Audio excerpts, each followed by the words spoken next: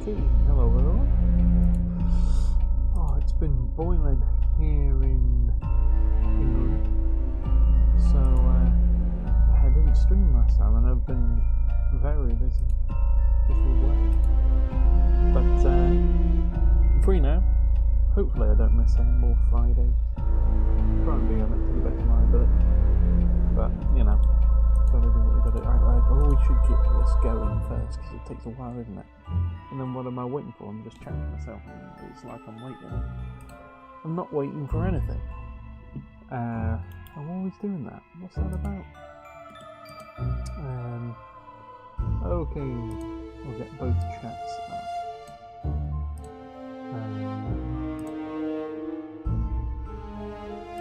Exciting times. But I mean, it's been great.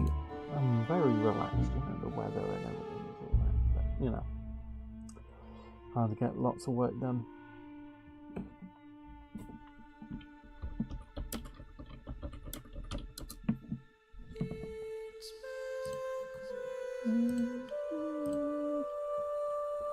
I've liked all the updates so far. I think there is a new one since the last one. It was a bit laggy. I'll make sure. Wait a second. I had some other stuff open. I'll make sure that's all closed.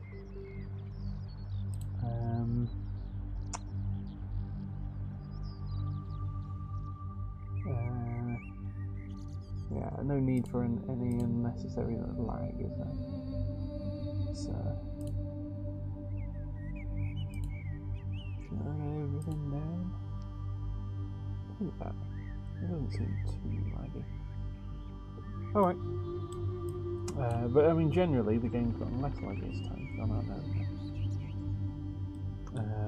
So if it's slightly more laggy, you would feel that's in my end. Alright, why am I not able to click and drag now? Yeah, alright, I can do it. Okay. There we go.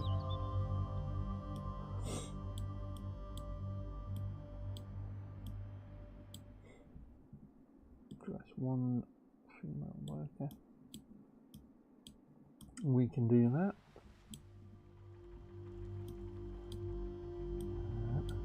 Have we already designed something? Indeed. Is that the clothing shop? I don't know if we have. I don't think we have designed something. Maybe we did. Beautiful. There. Wow, they love it. Always good news. Oh yeah, I did too many. There we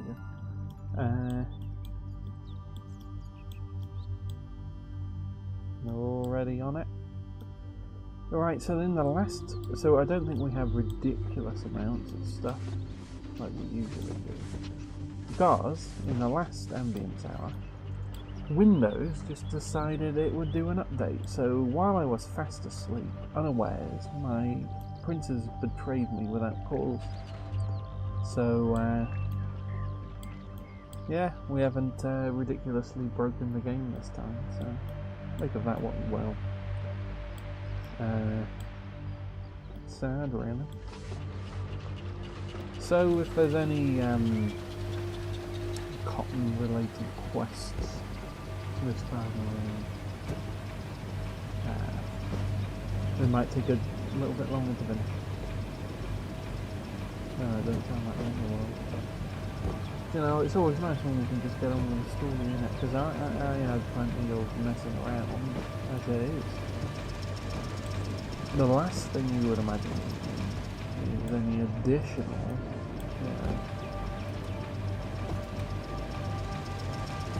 extra waiting time for all the cloth getting made. There we are. I like having just one building. You know, this one building has all the water. Look, and it just fills up the water once they've done picking the cotton. So we can just keep swirling around non-stop, and that just moves the whole process along. It's the dream, really. And we can even speed it up a little bit.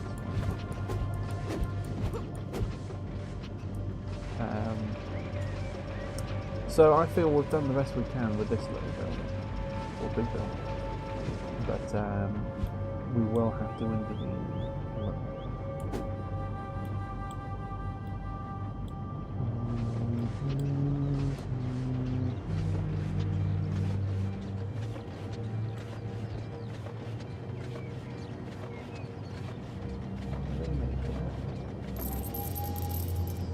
I've done it. So that's just cost us money, but might not be the end of the world. Right. So we need someone who is actively employed. She looks actively employed.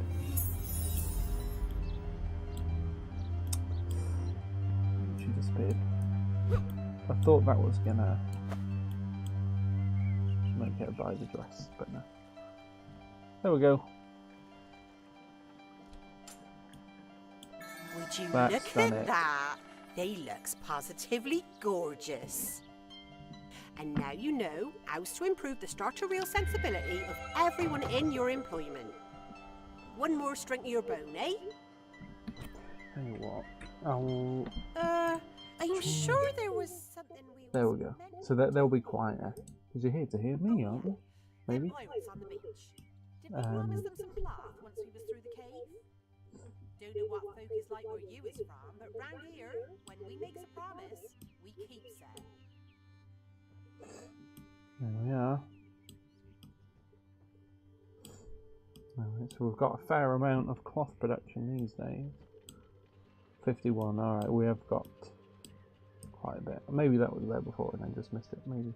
I mean, because it should have been going for 3 hours, and you'd feel that would have to accumulate something. Cotton. Does cotton grow in England? I know we used lots of cotton, but we imported it from originally the 13 colonies, later the United States, then the Confederacy. So would that grow with it? I've never seen it per se.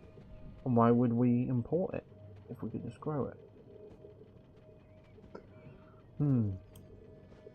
Got me questioning it, hasn't it?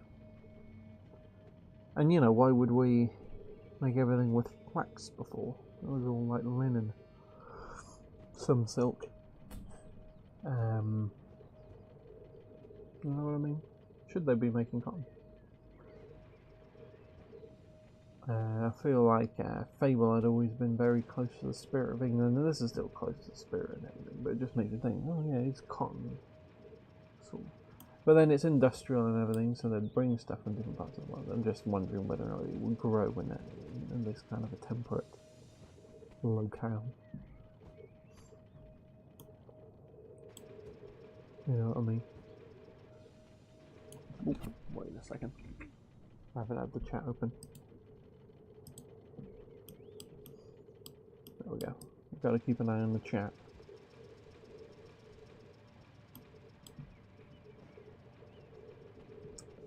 Alright, yeah, sorry, I shouldn't be just doing the cloth, and we can move ahead. Ah, there she is! Dressed in the posh clothes.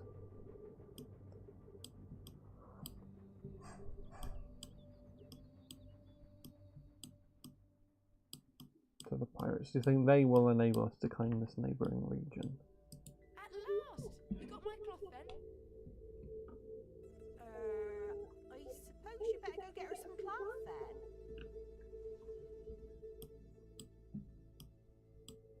24 fabric. Alright. This is where the fabric is, right? Oh, we've got to drag it all the way.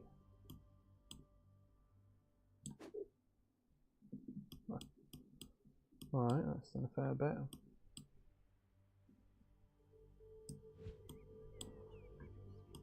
I mean, we wouldn't want people to hand deliver that. We'll be here forever. Goodness me, they're making us do 3 trips.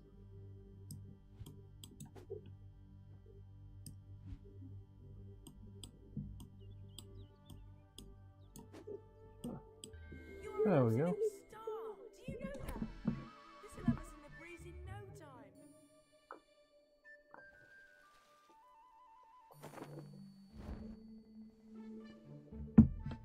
There we are. Farewell, sweet heroic gatherer of resources. We shall meet again. Alright, let's check the nightly challenge.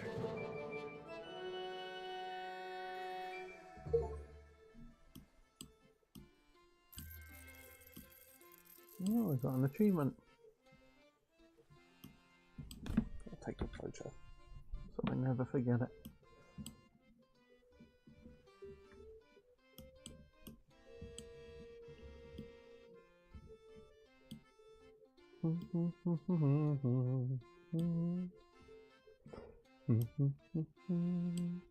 There they go.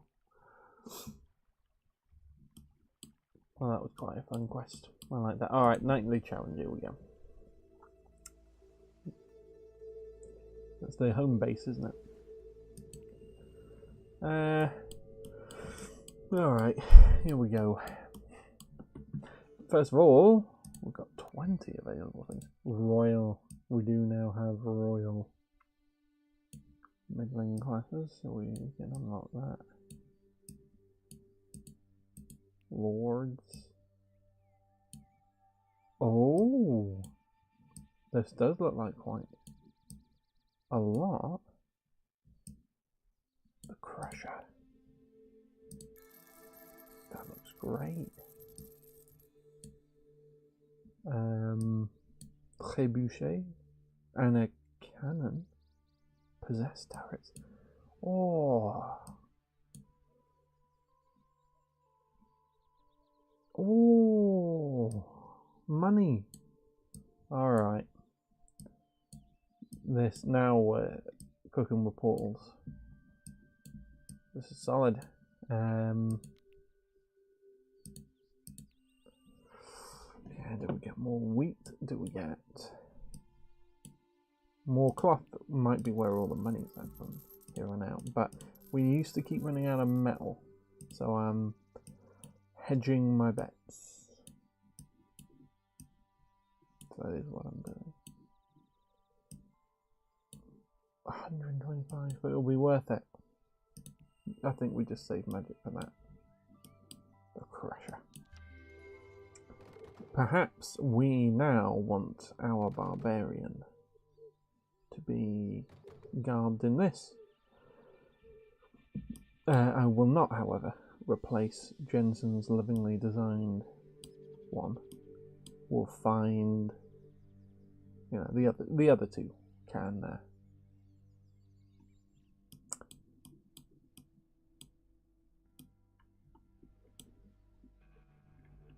be redesigned.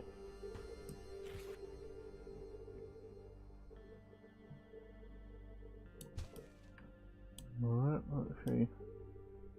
Weapon? Well, yeah, were there any better weapons? Should we? Oh, he's already got like a practically perfect hammer, I can't imagine.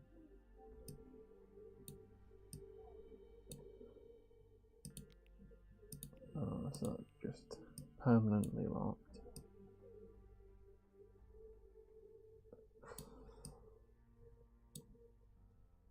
Kitchen collection. There were things we were missing in food stuff last time. Talking of which, let's make sure all the orders are going through, so we're not just wasting time.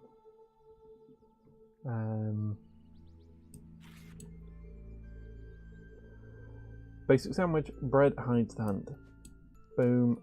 So we want, and we'll get that ready. This should be easy.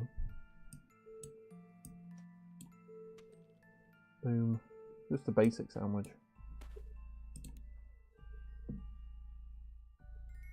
Yeah. Boom. 10 out of 10. But we're already maxed with that. But, you know, there it is.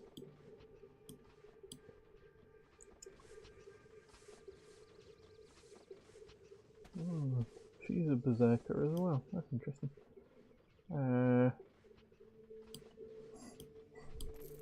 No hero bedrooms. Well, let's make sure there are. So that, oh!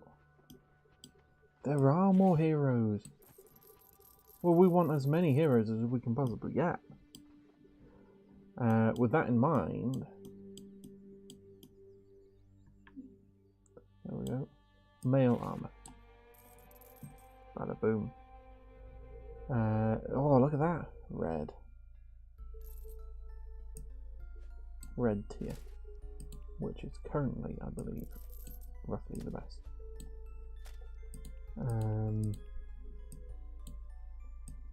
Yeah. Right, this guy. I mean, he'll need it because he's just starting. He's just getting started. He'll need the best. But he will have the best.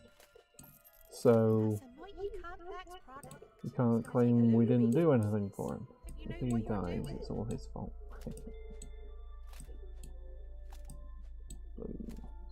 I mean, it's quite a cool... What? No, no, no, no, no, no, no.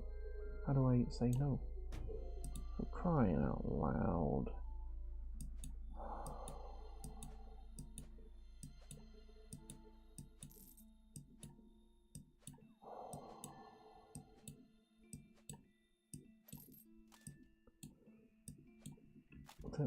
Should I just zoom out? Because it's not like I need to see it, and then maybe we'll avoid that eventuality.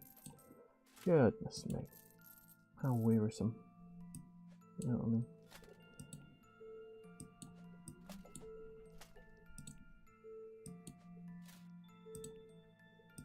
Boom. Alright, there we go. Tweaks. There. Well, we've got all sorts of blues. Do we have a green hero?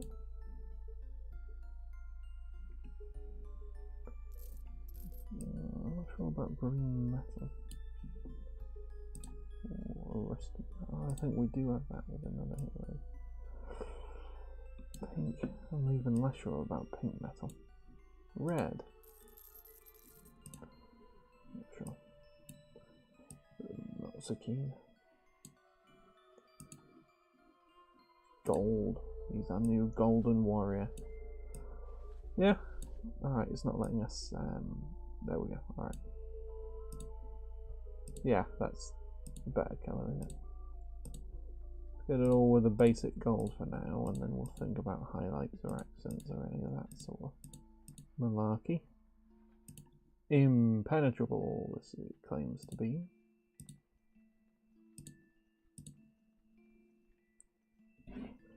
There we go, look at that.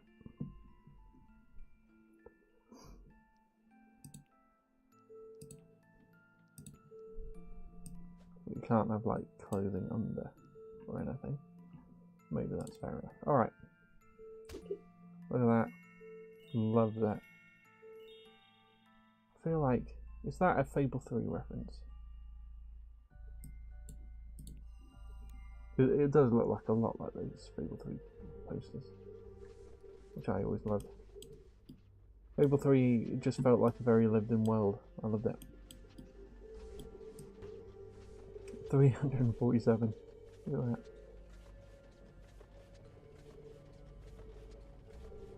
And then we'll need our guy to get a new weapon. It is a mighty complex piece of armor. But we do know what we're doing, so. Goodness me. How much is it going to cost in the end? Do we even have the money? 347.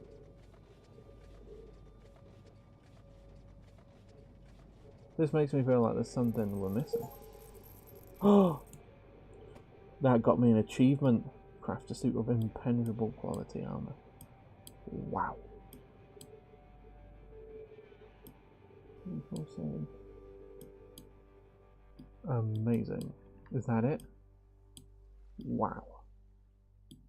I think we're getting all but the one Jensen designed in this sort of armor. So we'll get equip a hero. with impenetrable armor. So I got 2 achievements out of this. Oh, the colour system has not quite worked. If there are any devs watching, notice how the colour system we went with didn't quite pan out. But alright, this guy needs a weapon. And I'm sure we can get him the best of the best. Let's see. Pommel first. Then we can have a shaft. But no. We'll do that later. Pommel. Grip. Long grip. Cross guard. Then a couple of shafts. Oh, we've already designed this. Ain't it always a way? Except, let's just look for whatever's our hammer is our highest, most potent weapon.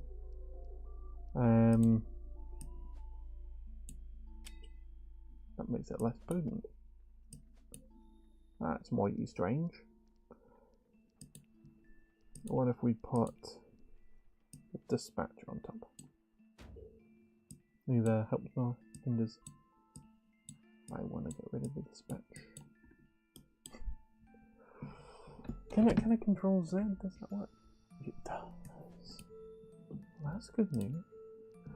I can't imagine there's anything building related.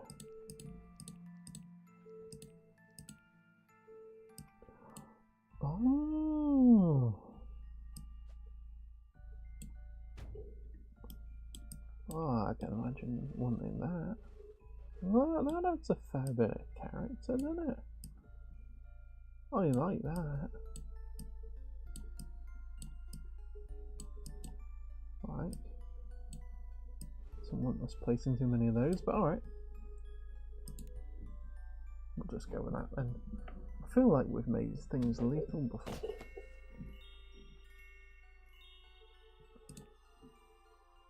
But there it is. Yeah, what did we do wrong this time? Did we do anything wrong? Make sure this is standing up properly. It's a classic problem I do. I'm not having the microphone properly angled. You know what I'm like? Has the game crashed? I wouldn't be totally unique in history.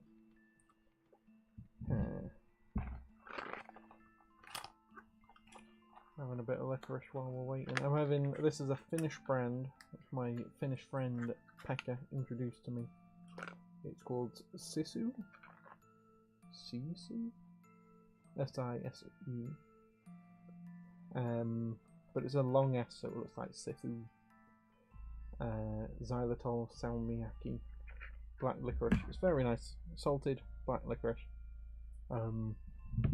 It's a funny thing with licorice. It used to be held up as a health food sort of thing.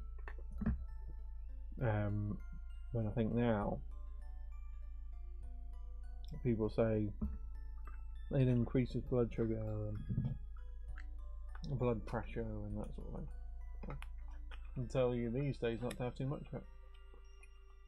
But you know, whether or not it has any anti-inflammatory abilities.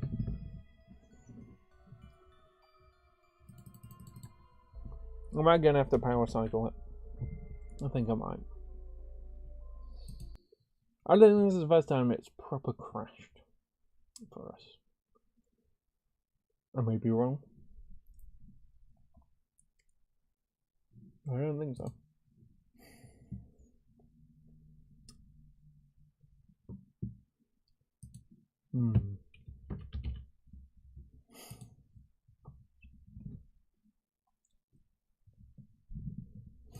Alright, I'll be working at this, getting the game up and going as soon as possible. 22 cannons. That creature looks terrifying. Can't wait to know that. That looks like a Balverine.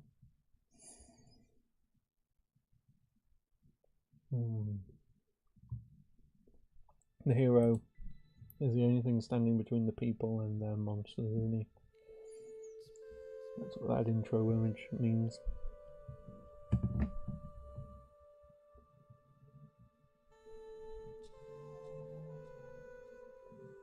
There we are. Yeah, it was a proper crash. I don't totally know why. I know. I'll once again look at Task Manager and see if there's anything running.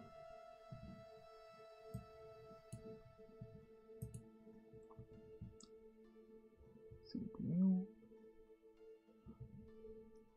Almost shut down OBS accidentally then. I was like, oh, look at that, that's hogging up all this. Alright.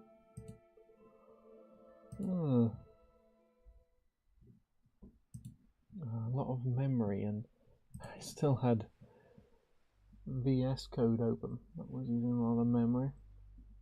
Maybe that's why it crashed. I don't think so. Claude is open. Disturbing.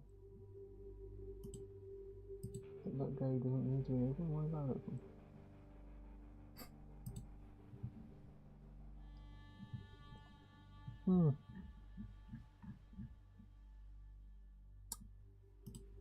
Llama is open. What? It just does. Yeah, Llama opened by default. That's odd. Really? You're worried about that? Well, I'll deal with that later. But it will no longer be open without me realising. And start up. Right, okay. Well, let's carry as much of this across as we can. So our hard workers can just keep smelting as they see fit, as they have need.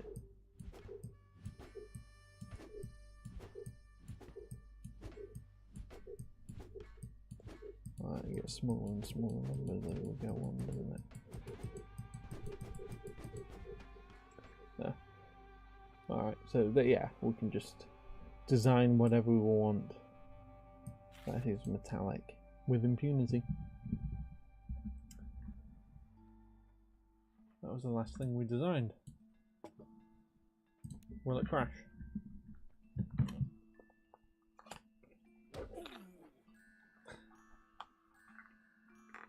One weapon something. What?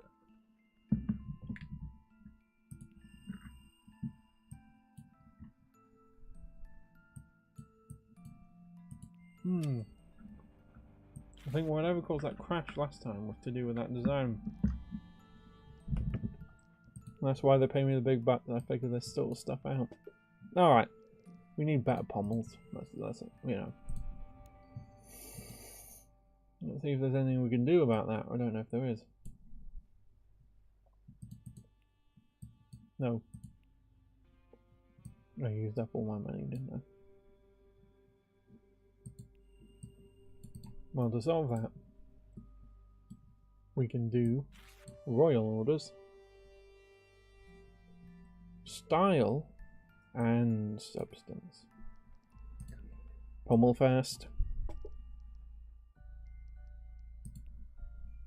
long grip, just any weapon. It's going to be at least weak. There we go. Ooh. What?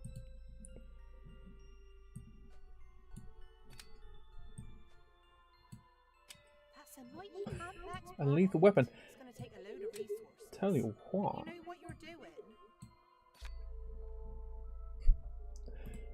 Do these attack power 28 details? Doesn't really tell us what the attack power is. I'm gonna give our new barbarian this weapon. Look at him. Pow. It needs more style. But it will do incredible blunt damage. Let's have gold.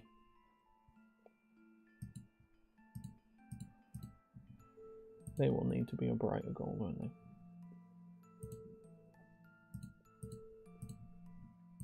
Maybe even brighter. Yeah, that's more like it.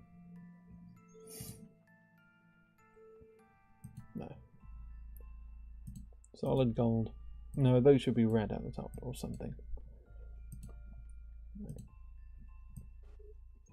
We'll make a little Stuart coat of arms. If it lets us.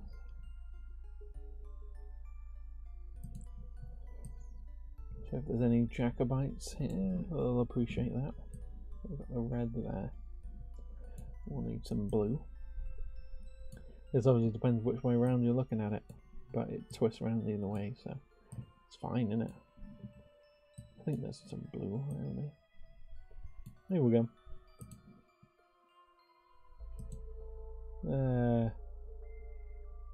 Patriotic, innit?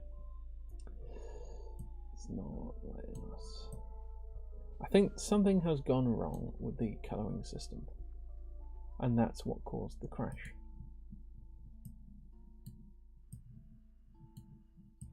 If you don't mind me pontificating. There. Alright, there are other things that are stylistic, which we may have to add, simply because it adds style.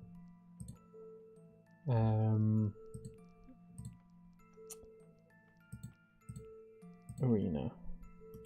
Let's see, does this add style? Armor rating 50%, 20 visual appeal. Let's add that on. A couple of them on. Let's see if he likes us now. Barely. We're going ahead with it. Only 5 points. So we got 8 out of 10.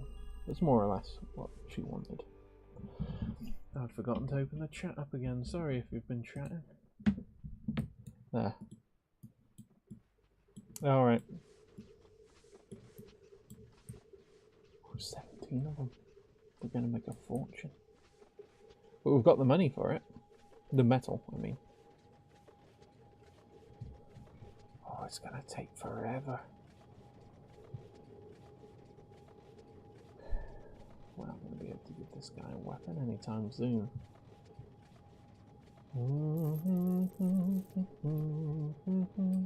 No, it didn't take that long.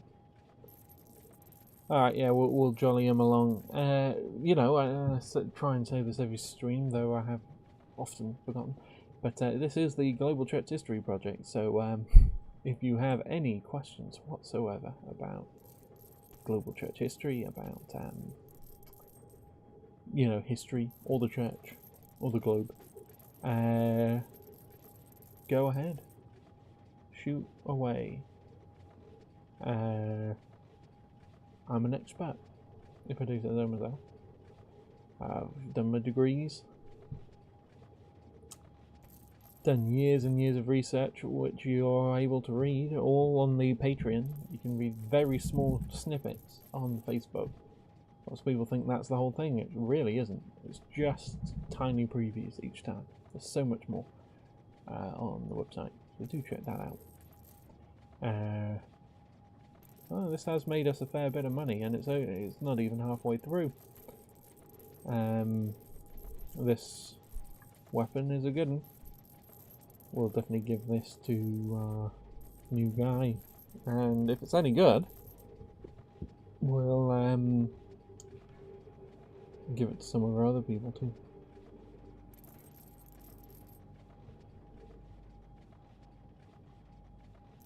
I wonder what the style is. Well, yeah, what more stylistically could we have done? I don't know. Maybe there were some weapon things that had more style, and I was meant to use those rather than just slap on some ribbons. It could quite possibly be that. Look at that! We made over 10 grand. What we love to see. Lots of money. This will change things, and then it will get us 4 royal tokens. And while that's doing, we need more lordly tokens. So we'll head over to arena. I don't know how to use the arena. I've seen people talking about it. Maybe because we're not supposed to have unlocked it yet. It's not activated yet for that reason. Could be. There's a rubber ducky.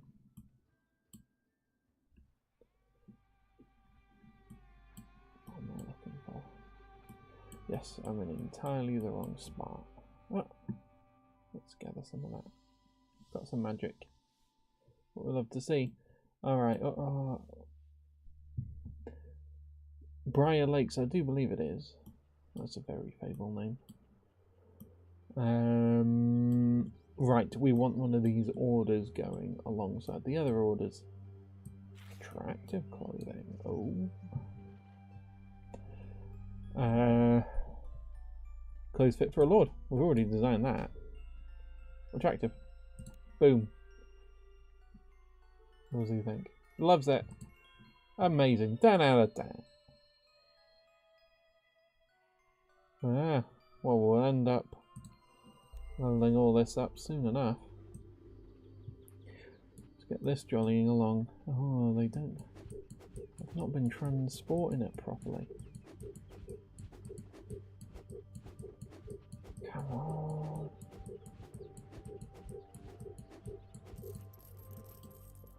And let's see. So these people make the cotton. They bring it here. So that they make the cloth. These people turn it into clothing. So yeah, alright, we're gonna jolly these people along. Oh, it seems they get unstuck if we use a bit of our magic. That's nice to know. Look at the money. Oh, which I'll never want again.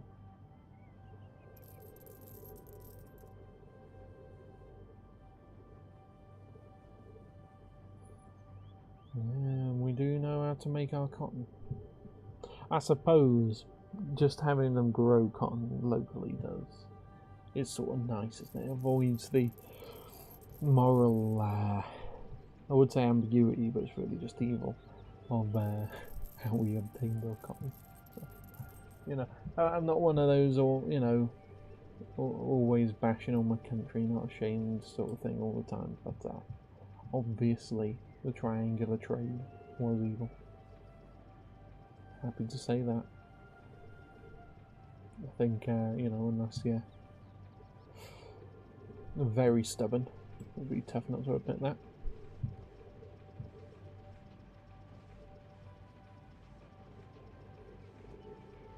So it does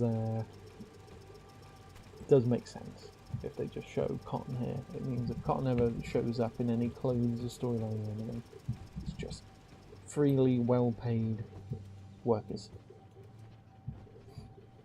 So it's all good. So yeah, I probably do get that now. On closer inspection, closer thought.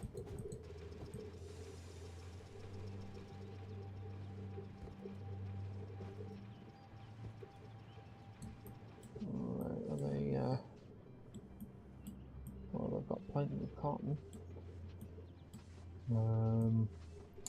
Cloth is taking its sweet time. Goodness me. Let's move this along. Come on. Gonna need our Lord stuff. Why were we wanting this again? As I say, it's been a very hot day. It's been a beautiful day. I'm looking at the clouds now. I've got a nice south-facing window, so I'm looking out in the beautiful sky. It's like I'm in a fable world of my own. Part of merry old England. At this, you know, all I can see is the top of the trees. I'm not seeing any of the rest of London. So, you know, I can just lose myself. Imagine I'm in Albion. Albion of old. It's always nice. And I do love this room for that. The best room in London could be for the view.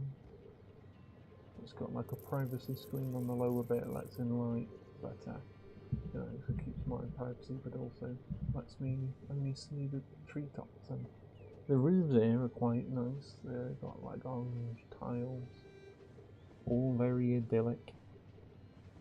Very nice where I am, especially on a day like this. Sort of there. Is it quite the golden hour? Might be. Things are turning golden. The trees are catching it. The green trees are turning that shady yellow. People often don't like that yellow just on its own. If you show them the like a palette and it's got this sort of gold mixed with the leafy green, and they're like, oh no, look at that, it looks like sick. And I'm like, I never get that. I'm always looking at trees catching the light in golden hour. That's why I love that colour so much. It's never been sick or whatever for me.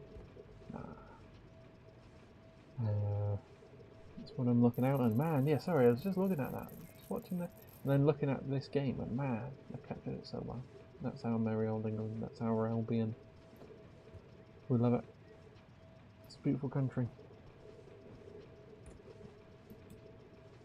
Cabbage Land, there's that old hagiography of St Henry the English called it, but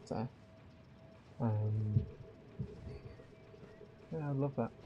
I love even a cabbage land where people are like, oh, you're not making much or anything. I wouldn't mind. I wouldn't mind England stepping back from the big finance stage and all that heavy consumerism and all of that, and we'll just get back to making cabbages. Even if the Finns found that funny at the time, you know. Why not? It's a good life. Diocletian gave up everything to just grow cabbages. The empire, well, not everything, did he? He kept his immense palace in what would now be Croatia. That Split is named after him. It's Diocletian's palace. Split is basically short for that. It's like Spalatom. Diocletian's Spalatom, like that. Split is short for that. So that whole city is just built on the ruins of the immense palace he built just for himself. So when he's like, oh, I'm just a humble guy growing cabbages now, it's like, not really. You're in a very sheltered, shielded area. You're being, you know, it's a bit, when he's all like, oh, it just shows this simple, humble pastoral life is the most wonderful thing. I believe that's true. But you've not actually retired to become a peasant. You're living in more luxury than you did before. So, Diocletian, I don't know. I get he wasn't the mastermind of the persecution, so he gets wrongly, you know, blamed for everything. But even without wrongly blaming him for everything, I don't know, things like faking like that. Because you have like Cincinnatus, he actually just becomes a basic farmer again, doesn't he? Diocletian wants all the glory of that, whilst living in the biggest palace the world has ever known hitherto. So, doesn't hit as hard for me. Even though I just remember that story, so it's a memorable thing when it's like, oh, I just like my cabbages. If you saw my cabbage, you wouldn't give it up for the empire. But if Diocletian had to grow that cabbage in a less comfortable situation, would he still do it?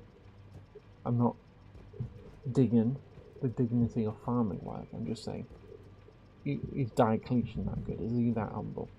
I don't know, I don't think so. So, yeah, randomly, even though, as I say, Diocletian wasn't really responsible for the Diocletianic persecution. It was his underling, who then ended up, I think Galerius, who then ended up ending the persecution, which he started, but he gets credit for ending it. He put the blame for starting it on Diocletian. You know, a classic maneuver to secure yourself a future at someone else's expense. And this had been a classic blunder from Diocletian, because he did the whole four emperors thing. He's incentivized this kind of backstabbing, trying to make sure the other people don't last as long as he becomes now a viable, valid scheme. So,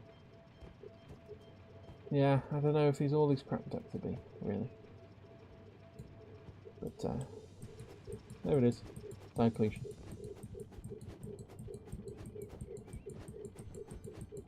But, yeah, no. Maybe old England. Yeah, it must have been the golden there. It's kind of dying down a bit, the golden colour. It still looks beautiful, though. Until the last moment. It's beautiful. Even in the aftermath, there's a sort of the dust after the storm still sort of thing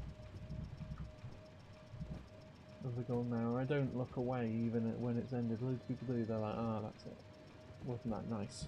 Let's wrap it up." And I'm like, no, there still is something about it.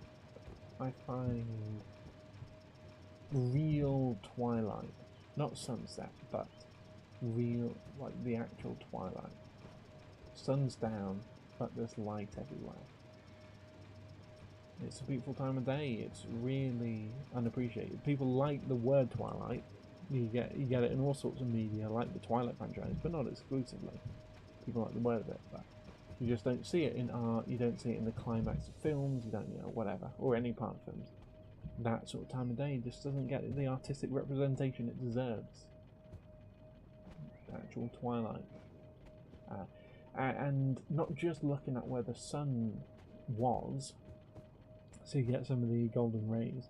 Look at these sort of, I don't know, pastel blues on the other side, or in the middle of the sky. I find that's where it's most beautiful. I was thinking the other day, I agree with Andrew of Caesarea that in the new creation you do get the sun and moon, you do get seasons, you do get day and night, because the Old Testament says they will. When the Revelation says there's no need for it because Jesus gives all the light, that's true. There's no need for it to see, but it's useful for telling the time, as it was in the Garden of Eden, and he brings it back just because it's good. It's not something we need anymore. Like, we get our life from the sun at the moment. It won't be like that. We'll get our life directly from Jesus. We won't need the sun the way we do now. But we'll like it because it's a good thing. We like good things, and Jesus will give us good things. So I'm definitely with Andrew of is it of Caesarea or Crete? I think it's Andrew of Crete. In his Revelation commentary. So as he says, the sun and moon may flee away, he'll summon them back and force them to, not force them, but tell them, order them to remain on their courses. He promised it will never end.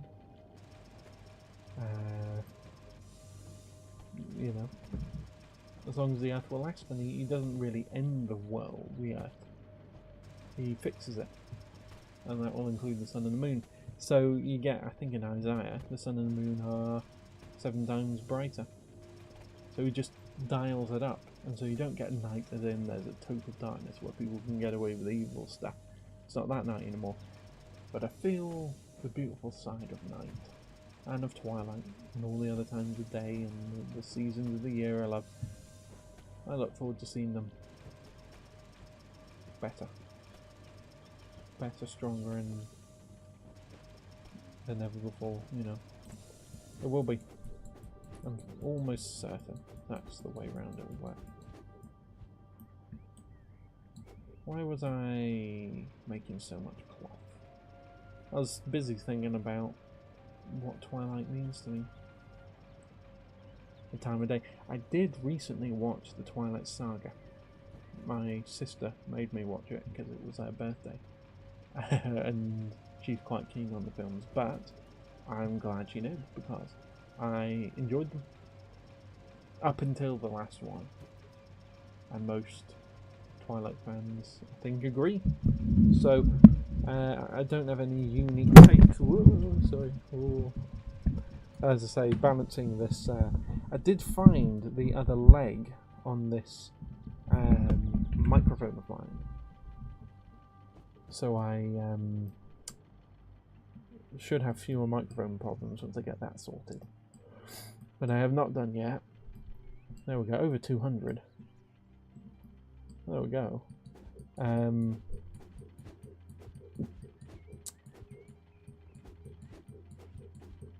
Yes, I saw the Twilight films and enjoyed them thoroughly.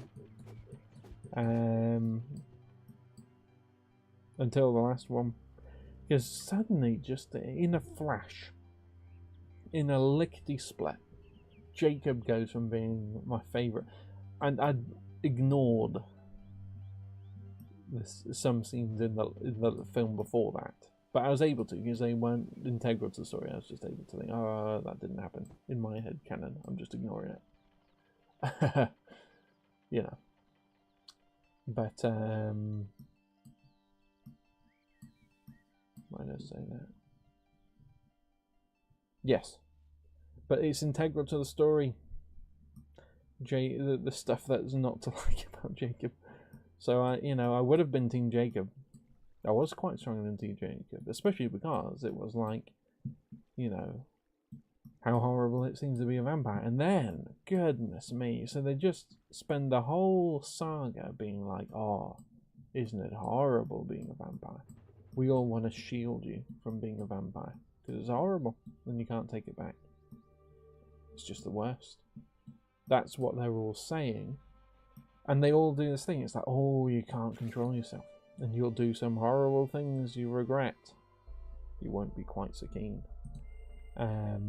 They just say this over and over and over again. Non-stop for the entire film series. Then she gets turned into a vampire. And there's one bit where she's like, oh, there's a human. I feel the need to eat them. She doesn't. And that's that. Like, this is broken again. That's so annoying. Alright. There's a genuine problem. We might have to report to the devs. That lots of good new things with the updates, but major failings too. Anyway. What was I saying? Yes. So, yeah. So they spend the whole thing like, oh, you're going to hate it. It's really tough. You won't be so keen. It's not so nice. Just non-stop warning of that. Then she just starts being a vampire. She's just jumping around and she thinks, oh, for the first time in my life, I would almost like to consume that person. She just doesn't. And that's that. There's none of this. She did stuff she regrets. There's none of this. She's not able to grow as a person. She does develop as a character over the film. You know what you're I don't think that's the right place to put it. I wonder if doing that means I can hit them in the middle and doesn't do the current thing of oh, I want it the other way. Oh, I do like messing with stuff in the background. Yeah, so she just avoids all the problems and she doesn't do anything she regrets as a vampire, as a vampiress. So it's really anticlimactic. Oh, this is feeble again. I think they've nerfed, or they're trying to nerf, the weapon making process, and I think that's fair enough. Anyway. What was I saying? Why don't I have... Oh yeah, they don't let you really work the game like that. Yeah, so it's just a huge anticlimax that throughout the films, they're like, this is a real problem being a vampire, and you won't be so keen. She is keen. Nothing goes wrong. You know? I'm rambling a little bit, but the Jacob thing was disappointing, but also it was like, man, just sort of very story based anticlimax. It was like not how the story felt like it was going, how it should have ended. Yeah, just very odd, isn't it? So in that sense, because the Twilight franchise sort of ends that way, it's a disappointment. And I had been enjoying it. I loved the first 1, 2, and I think 3. Oh, it's crashing again. Oh, it's crashing.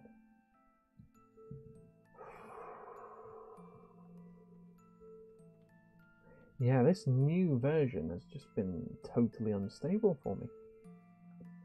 This is stuff we would do all the time. And nothing. Maybe we'll have to play something else. Because we've got to arm our fella. Maybe I don't make him such a complex weapon. Alright.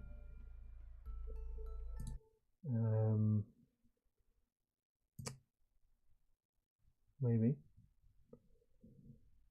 Yeah, I'll do that. I'll just make a relatively simple hammer.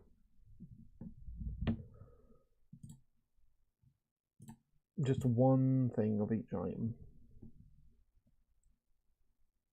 There. I'll have to. Disappointing though, isn't it? Oh, a chunky Kit Kat I've got. Nice. Tuck into that while we're waiting. So anyway, yeah, Twilight Saga. Those are my thoughts on it.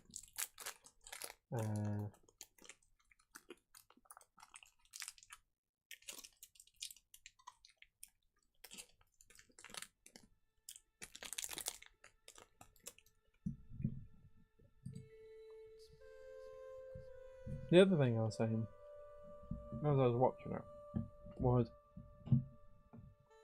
I don't get why that you get like in the first film, but all throughout it it's like this.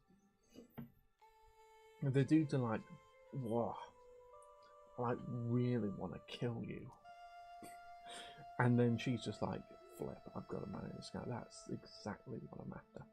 Like, those are the bits where she's most determined, like, yeah, get married. When it's all like, oh, wouldn't it be nice to have kids, all that stuff, she's like, well. When it's like, I'm desperate to kill you, I'm obsessed with that, she's into it. But obviously, one of the most popular books of all time, so people get that urge. Should we even do a pommel? What does a pommel do? Barely anything. Yeah, maybe we just skip the pommel.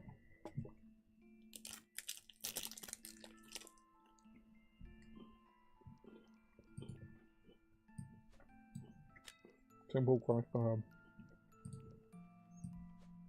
Single shaft. Close quarters hammer. Mighty. Relatively close quarters, but it's not our best.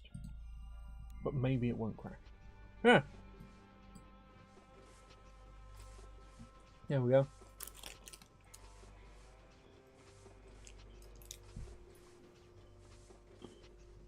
Alright. Sorry, I'm chewing on my Kit Kat.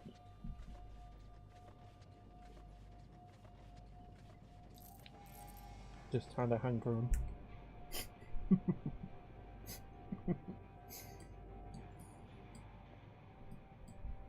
Right, that didn't take too long at all.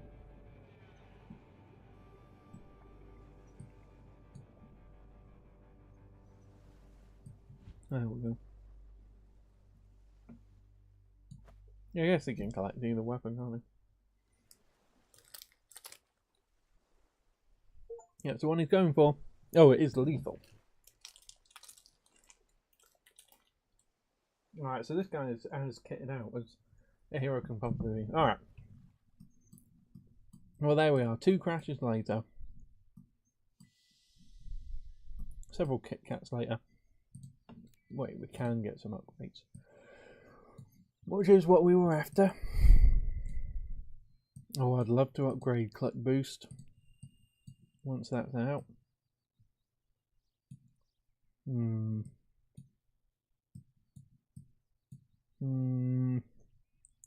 Alright, we're going to save our Lord money for efficiency, I think.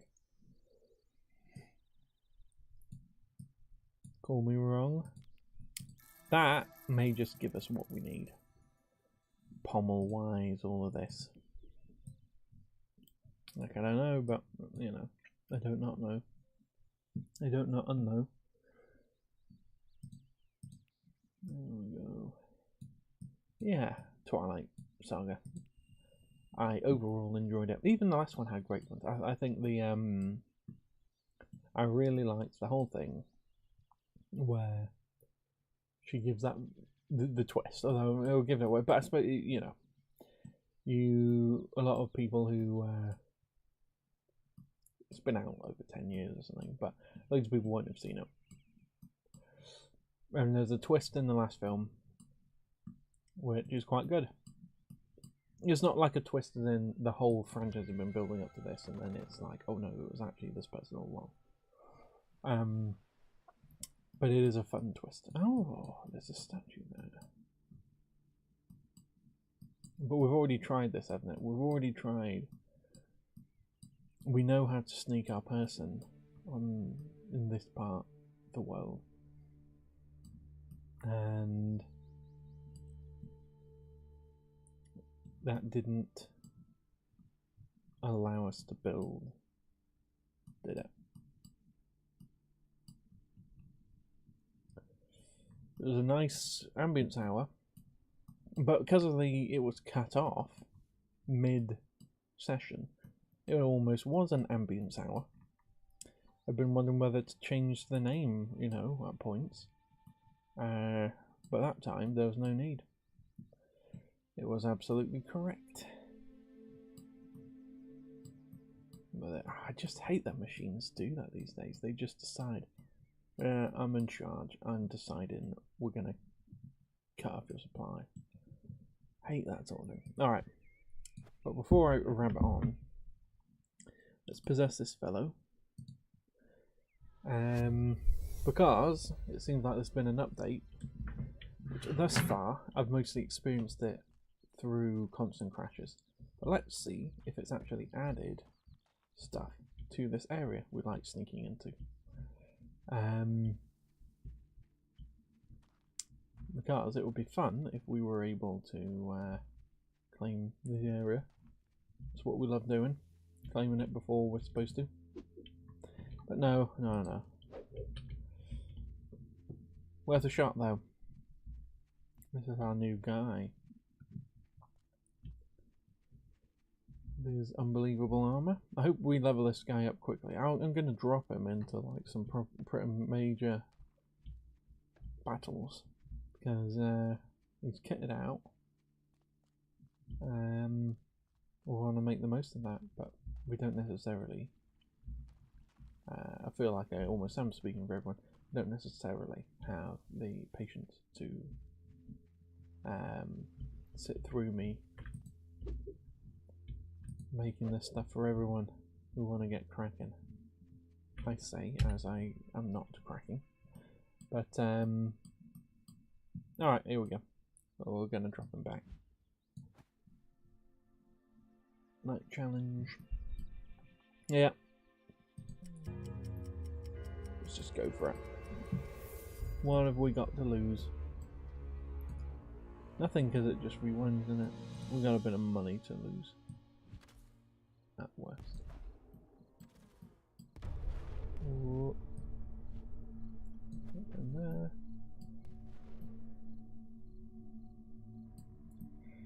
Is that all the enemies?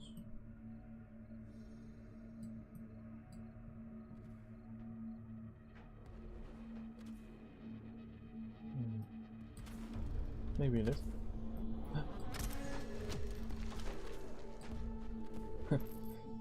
Yeah, he knows what he's doing.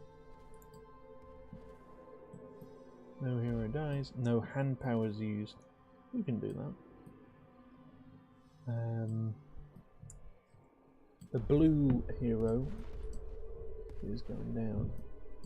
So let's plop our new leader there. And oh yeah, we do want no hero to die, so oh, she died already. No point restarting the night though. I mean, it's always just pittances of like rewards, isn't it? Don't totally know whether or not I'd count it all as rewards, but at least we'll avoid using hand power.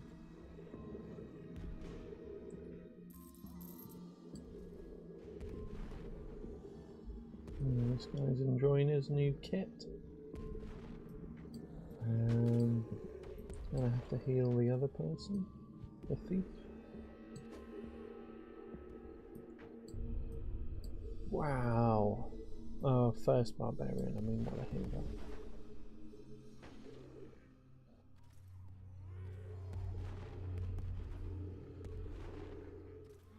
Look at him go. Legend. Alright, so we've at least got one. And I think we'll get two. Of the rewards.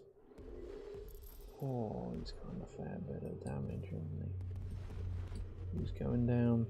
Is anyone healed? The Jensen's one is healed, so we'll plop her back.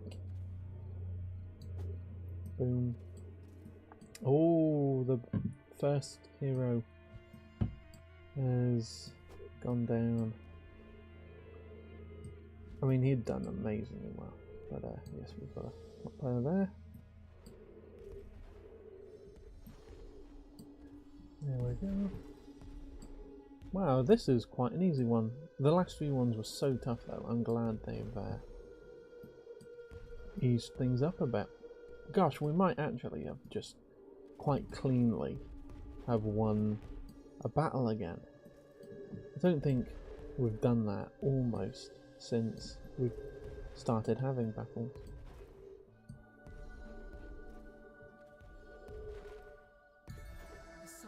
Wow. Has a new place to dwell. You know, sometimes I think the man's come here just so I could translate Alwyn's weirdness. What she means is the obelisk hugger's back. Where's he at then, Booze? Look to the peninsula. Here, look. There's that spiritual scruff bucket out on the headland. Extract the last of the information from this lost soul before the sun sets on this day. There he is. Hey man, you hear that? That's an Ignis incantation, man. These stones chant a simple melody. Listen to their song, then repeat it back to them. It will open the doors of your perception. Just give it a try. But beware, my bold apprentice. One wrong note and your doors will close.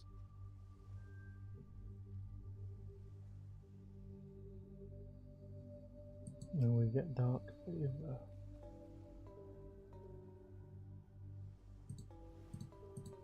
Bada boom. Righteous, you've taken your first step on the ladder of enlightenment. Complete the next 5 chants to open the doors to Shangri-La.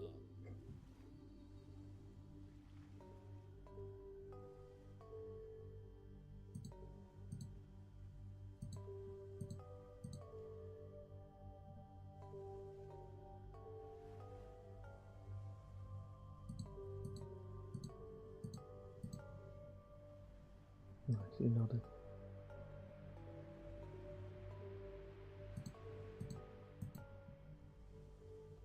Was it that one or that one? Dun, dun, dun, dun, dun, dun. Yes. You're no stranger to the mystic realm. You have the vibe of a plains traveller. Only 2 more of my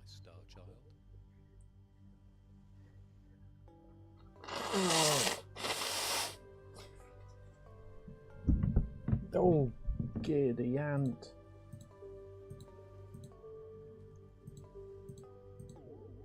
Oh, no, no, no. Clear your skies, clear your head. Try again when you feel the rhythm move inside you. Oh, we have to do the whole thing again. Gosh, it's too hot a day. Just don't know if I can finish the next quest. Well, I've been doing plenty of messing around with it, cotton and all of this stuff. So maybe we just keep doing that until I gather some mental energy and focus. Oh, dropping the mic again. So mental energy and focus. It might have to be once it starts cooling down. Don't know if it will. For a while. You know, they just don't do what do you call it? Air conditioning in the UK, really. The whole in building it and everything like they have in other countries. That is one where there's just something, there's some madness that takes over planning councils and things where they're just against having air conditioning. It just puts us squarely in the uncivilized realm for no reason. Like, there's just, it makes any country in the world have a genuine reason why you think, oh, why would you leave England for that? You could just think air conditioning. Alright, fair enough. You know? Like, it's just an obvious reason that just makes everything wrong. I'm not exaggerating, it's just utterly uncivilized. Alright, think of flight. But yeah, as I say, just getting it, just being like, can we actually have air conditioning in this building? They just don't do it.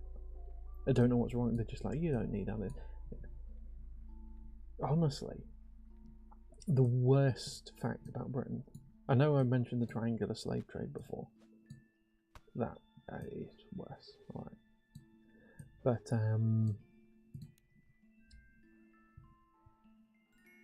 in modern Britain, you know. Because, like, this actually kills people. There's people who die of heat exhaustion in their homes for literally no reason. Because you could just get rid of this weird culture. And it's the same with, like, a culture of, like, that's all against what people perceive to be shilling. Or, you know, basically just being, like, just advertising. So you're just supposed to, like, ethereally, if you're trying to start a business, it just has to ethereally manifest itself. Money. Without you ever telling anyone about it. There's just this weird... Which didn't used to be. You can read old newspapers, you read old books, and people are very forthright. People will plug in their new books and their new businesses and all sorts. It's a very new thing. And, you know, in the grand scheme of Britain, just not a good thing. Just terrible. It's just impossible to start a business or a career if you're trying to self-start, if you're trying to... And it's just at the end of the day, like the idea of free market capitalism is... oh, we're using a lot of cloth. That's not the idea of free market... Well, a little bit. It is the idea. But the idea of free market capitalism is that whenever a bigger company rests on its laurels and may overlook something, a smaller company can pop up, challenge them, and take them down and become more popular. That requires a culture of being ready to hear people advertise their stuff, and for it not to be some weird like, why are you shilling? Why are you plugging? Why? It's like, because otherwise the entire system collapses and corporations get ridiculous amount of control and are totally unchallenged, like is happening today. And if you're one of these people that do that, it's entirely your fault, and you can't be all like, oh, why are corporations doing that? We need to do something. What you need to do is whenever someone has a business or a plan or anything. Bro only owns the one game, says William Cooper. Alright. Well, you've got to have consistency though. You've got to be like, alright, on Fridays, and I'm very busy at the moment as a researcher for the church in Wales. But I've got to be like, this is the consistent thing. Friday, we do this. And it's the only time I can play Masters of Albion, because you're only allowed one save. So I'm not allowed to switch from a personal save and a streaming save. So it's a little annoying that we can't have different profiles. So I have to wait until Friday to play it. So I'm not missing the chance, basically. Yeah. But anyway, yeah. So if you're annoyed with the state of the economy and the culture and the amount of power corporations and the government and all this have, you've got to change your culture, because it's all your fault. Not yours, William Cooper. I just mean generally. British people have allowed this to happen because of how we've built this culture of not allowing people to set up businesses or be proud of what they do or do any of that, and that just is responsible for real problems. It's from a place of pride, I think, but very much the wrong place of pride, because it's not a place of pride of like, I worked really hard at something and I didn't the best I could to make it helpful to people. It's pride of just like, I'm better than you because I don't shill, because I just have a wage working for someone else. And it's like, there's nothing wrong with that, but it doesn't make you better than other people, and it definitely doesn't mean you should be all snobbish when people are trying to get things started, you know? That sort of side of British culture I hate. There's some parts of American culture like that, and that's even stranger to me, because they're really built on the idea of like small business and all of that. Britain was, but they've got it like all in their constitution, in their history, all of that stuff. So, yeah, no patience for that. If anyone's all like anti-shilling, anti-plug-in stuff, no patience for them. They're responsible for the total collapse in the economy. Why did I bring that up? There was a reason. Probably doesn't matter. Yeah, you know me. I just rabbit on about stuff that's been on my mind. Well, you know, as I always say, if you, I said it earlier in the stream, but we've got some new viewers as well. If you have any questions about church history, or global history, or the globe, or the church, or history, go ahead and ask. I want to put my degrees to good use. I've got my specialities that everyone does. You know, you can't read everything. But I've been reading lots about the Anglican Church in Wales recently, because they've hired me, so that's, you know, they've hired me to research the history of the Anglican Church in Wales, so that's what I've been doing. I know lots about it. So if you have any questions about that. But, you know, the apostles, where did they go? Where did what traditions are there about the apostles? Got lots of stuff about that. What about medieval Christianity? What about Ethiopians? The Church of China. Who was right? Monotheism, Miaphysitism, or Diaphysitism, or something else entirely? The approach I like the most is the sort in Oriental Orthodoxy, because they actually have people within some of the churches, like especially in Armenia, there's churches that accept the Chalcedonian definition, and there's others that accept a Julianist definition, and others that have Severian and so on. You know, like monomia, diaphysite. And they're just like, yeah, this stuff shouldn't divide us, so we're just going to remain the Armenian Apostolic Church and the Ethiopic Tawahedo Church, the Eritrean Tawahedo Church, without splitting over it. So my favourite approach of all is to say, let's not divide over this. We're splitting hairs. We should just focus on Jesus. But if I had to pick one of the group, I find Cyril's definition to be much better, and he said Miaphysis. He was a Miaphysite. Just much clearer than the Chalcedonian definition. I think what's disappointing about the Chalcedonian definition is it's about, ostensibly, about adding clarity, and not being clear at all. It's way vaguer. It muddles the language up. So the way terms had been used in previous councils is just totally changed in this one. They never explain. And yes, splitting natures, as William Cooper points out. This is the problem. When you describe a subsistence to both or either natures, independent of the other, that's just a problem. Because you go down the route then of there's two consciousnesses and minds and wills and all of that within Christ. And at what point then is he one of anything? And you just say, oh, one hypostasis. And it's like, well, what does that entail? Because if you ask the person, what is a person? They would probably say a consciousness. Or, I mean, that's quite a common one. Because if people cease to have a consciousness and they're just on life support and they're in what sometimes is called the vegetative state, people are sometimes think they've lost their personhood. I don't necessarily agree, but my point is that's a very common definition, and it's just one that people intuitively pick up. Though, as I say, I don't totally agree, and I think a blastocyst probably doesn't have a consciousness, but I wouldn't count a blastocyst as human. But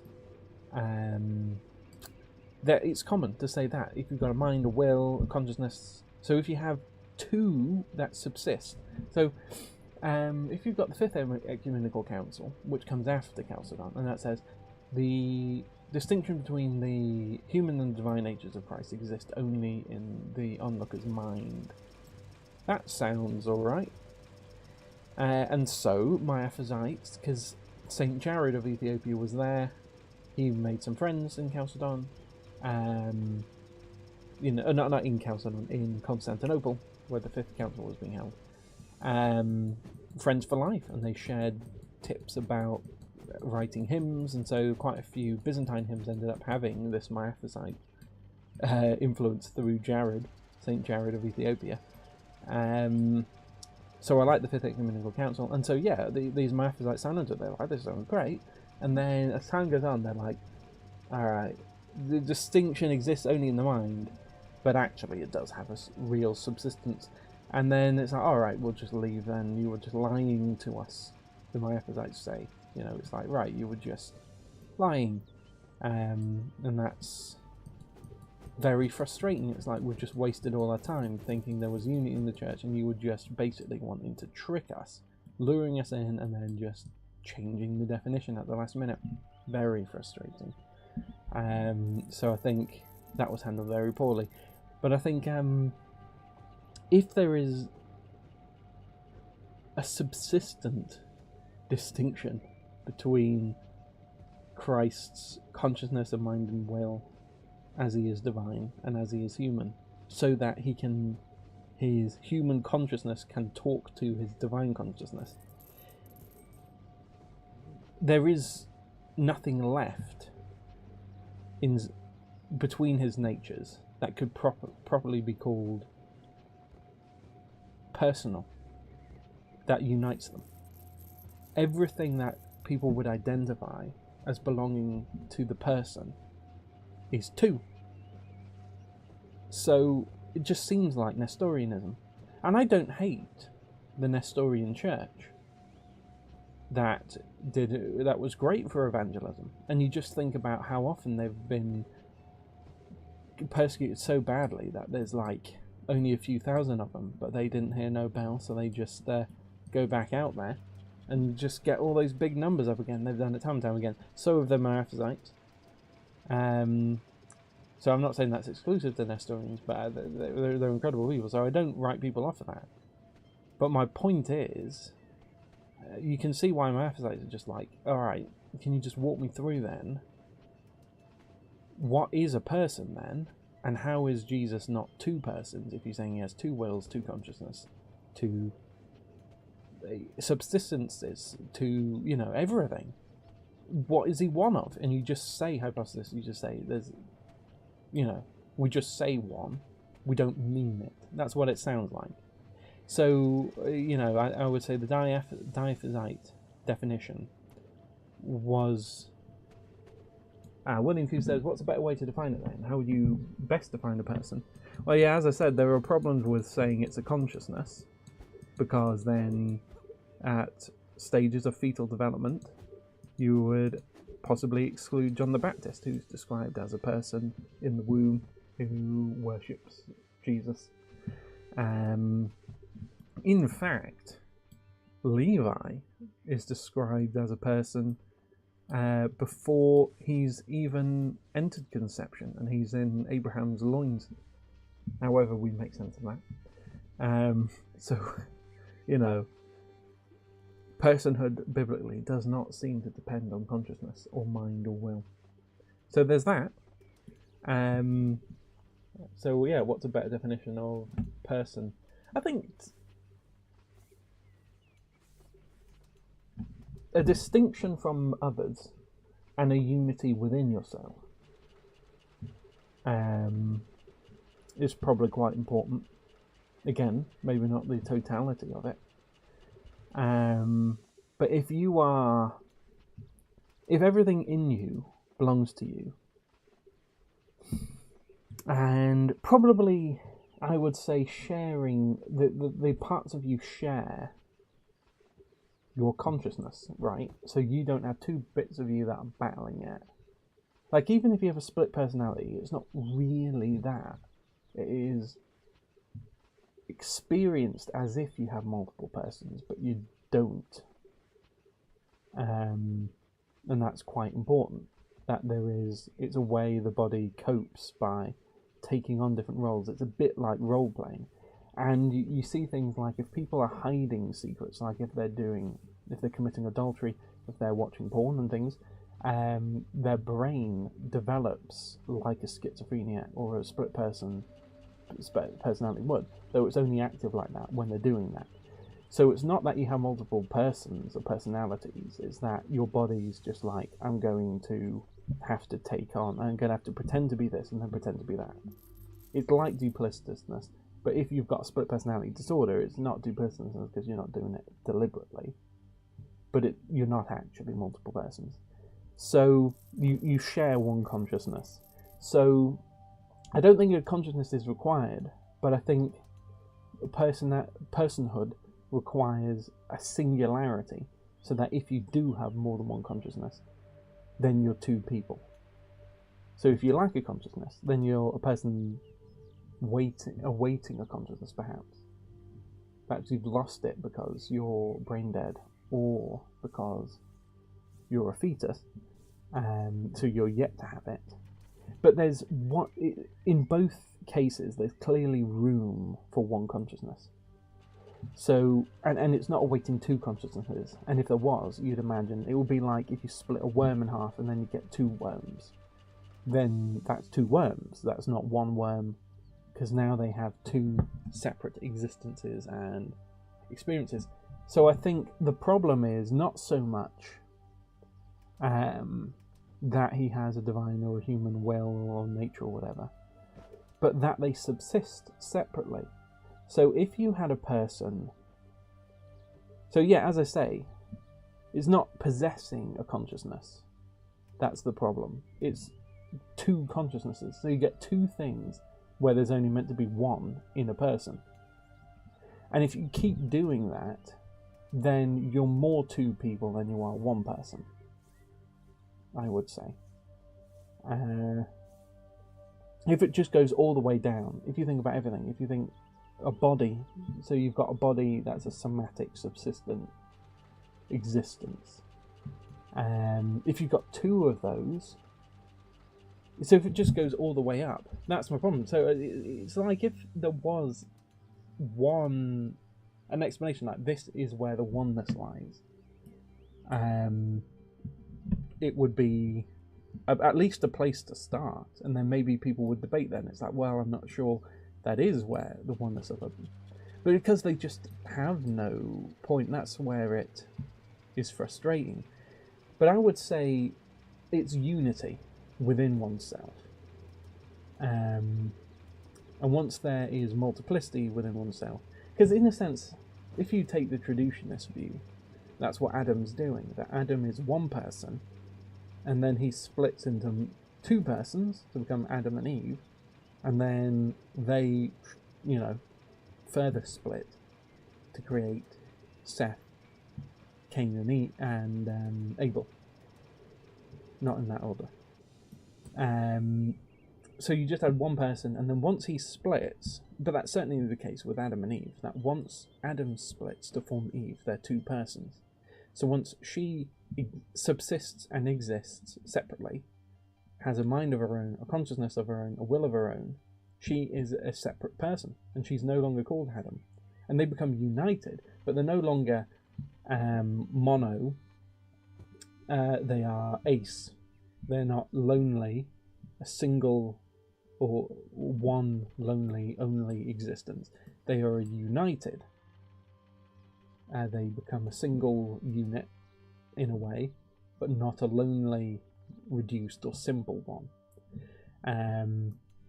The only sense they are genuinely two separate existences and subsistences. Now they have different mind, will, purpose, everything. They can only be united. They cannot be one. So that is them being two persons. So I think really, if you started with Genesis, you would assume everything that Adam and Eve had, a consciousness, will, mind, body, subsistence, existence, once that gets split into two, then there's two persons. Then shouldn't you apply that logic to Jesus? If he has two of everything that Adam and Eve together had two of, doesn't that just mean there's two persons? And if not, why not? Like because they were introducing all this language at Chalcedon, the burden of proof was on them, but they didn't explain it at all. They just were, if anyone asked anything, they would just take them aside and threaten them. And then they had the gall to call everyone else, if anyone else ran a council, they called that a Robert's Council, but they were doing this. Which the Acts of Chalcedon records, even though the guy who writes it is pro-Chalcedonian, pro the Chalcedon definition, he records all the terrible ways the council was held, that it was very coercive, wrong and disuniting. He's aware of all that, and he records it all for us, which is very nice of him. Very honest, very filled with integrity. Willing Cooper says, okay, so that make you more monophysite? Yeah, I'm kind of not against the word, except that people use it to refer to heresies. But just on its own, the idea that there's a single subsistent existence. But I get that sometimes people can use ace or Maya to suggest that it is of two ousiai. So you've got two categories of existence, human and divine. And although he is one subsistent reality, he fits into both categories. So sometimes Maya can capture that a bit better than Mono. So I'm sympathetic. So in that sense, Maya, when it's understood that way, I like Maya. Sometimes people, when especially if they're trying to say, oh yeah, Chalcedonians and Miaphysites actually just mean the same thing all along. Whenever people say that, how they're understanding the word Maya is they mean like Echad in the Bible, ace, unity, that Adam and Eve had. That you have two actually separately existing things, and they're sort of united in purpose. And it's like, no, that's not what I mean at all. So that's where I get nervous of Maya, and that's why sometimes I feel like I can see why historically they did use mono. But then people are always like, oh, you're denying that he's a human, and it's like, not at all, you're just not listening. Not you, William, who you do listen, but loads of people don't, and it's just like, if you're explaining, no, Miaphysite doesn't mean that. You're saying there's one subsistent reality, but it fits into. Oh, this is a chance to level up our new guy. I'll drop him there. But yeah, there's one subsistent reality, but this fits into two categories: the divine and human, equally. So I'm not denying that he's human in any sense, but I'm saying he must be one subsistent reality that is human and divine, or else he isn't one incarnate divine reality. Because in what sense has God incarnated if actually there's just like a flesh mech he's piloting around that does all the stuff like suffering and getting killed, whilst the divine bit just stays safe and has its own consciousness, and it doesn't feel the pain, it doesn't do any of that. It's just totally safe and separate. How has God died for us?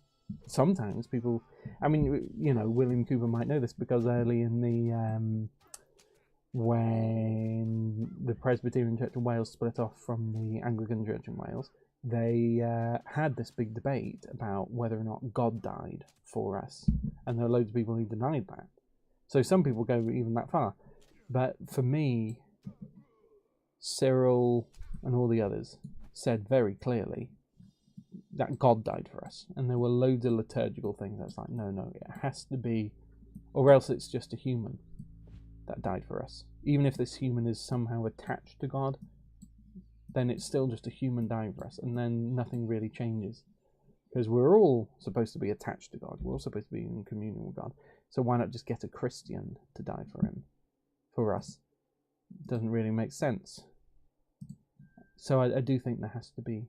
Should we finally get a follower? Because maybe they've actually upgraded this time. Let's try with a follower. Yeah, so I think that was a good thing for the so-called Neo-Chalcedonians at the time of the Fifth Council, but also the Miaphysites, to say, all right, let's stake our liturgical ground in saying God died for us. Because if we say that, that weeds out the two subsistence Christologies, which is what we want to get rid of. Or at least what I want to get rid of. But that's, yeah, so that's why historically some of these groups have used the term monophysite. But it gets viewed the wrong way. It gets viewed as if it's but that's the other thing. It's really the other really frustrating thing with Chalcedonianism is its shadow boxing, because Eutyches never said what people said he said. He likened, so he never merged humanity and divinity, or denied that Jesus was either divine or human. He said, it's like when you have a drop of vinegar, it dropped into an ocean, then the ocean just seems to be all it is. So there still is vinegar in there somewhere, but it's just like a very small part of it, like the overall reality is just the God. And for me, if you're a Chalcedonian, and if that means there has to be two subsistent realities within Jesus, then isn't that what you believe then? That the human reality of Jesus, his mind, body and spirit, that are just human and like us, walking around, is just like a drop of vinegar, and his omnipresence and immensity everywhere in every place is so huge that it swallows it up like vinegar would in an ocean. So that, you know, the vast majority of what Jesus is this divinity, and the humanity is only a small little extra. William Cooper says, so the Oriental and Orthodox got to unite then, back into one subsistence, you might say.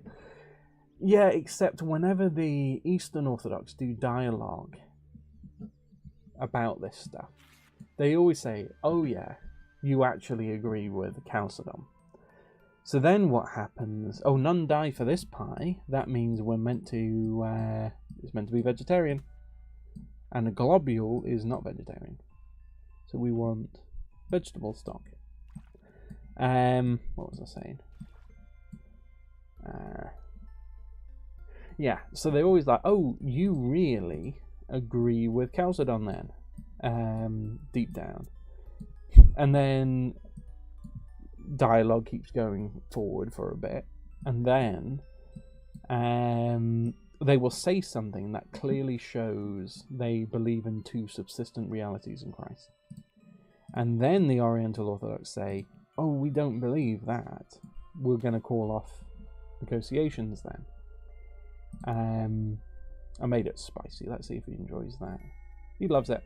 Yeah, a bit of spice doesn't do anyone any harm. 10 out of 10. Oh, this guy needs lots more reputation. Look at that. Luxury meats. We're missing out on luxury meats. I should have been doing more food. Anyway, so the reason they shouldn't is because there are actual differences that have to be solved, that they refuse to solve in a very, very frustrating way.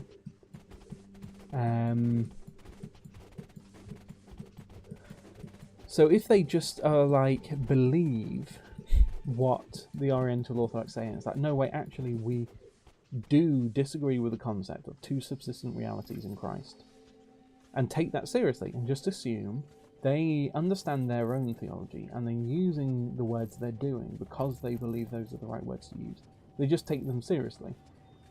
Then there might be dialogue, and then we might come to a position of whether we're going to say two or one subsistent realities in Christ is a theologumenon that we can just overlook for the sake of unity, or whether it's really a gospel issue.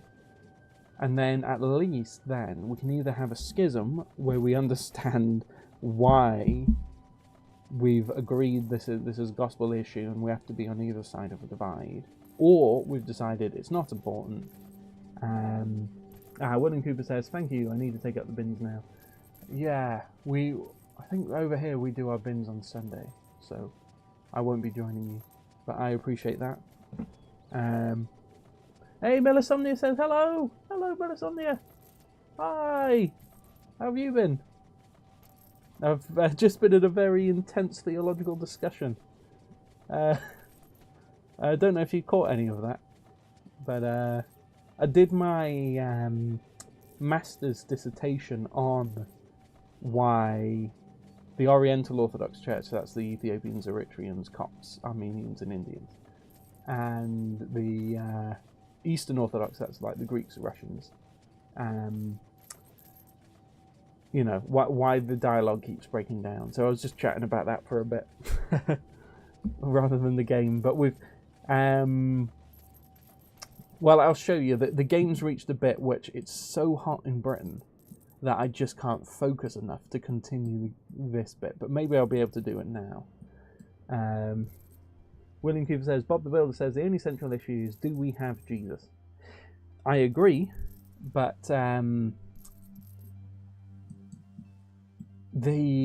what's additional to that is John says we have to believe that we have Jesus, who is God the Word incarnate, and if anyone denies that he's God the Word or that he's incarnate, is an antichrist.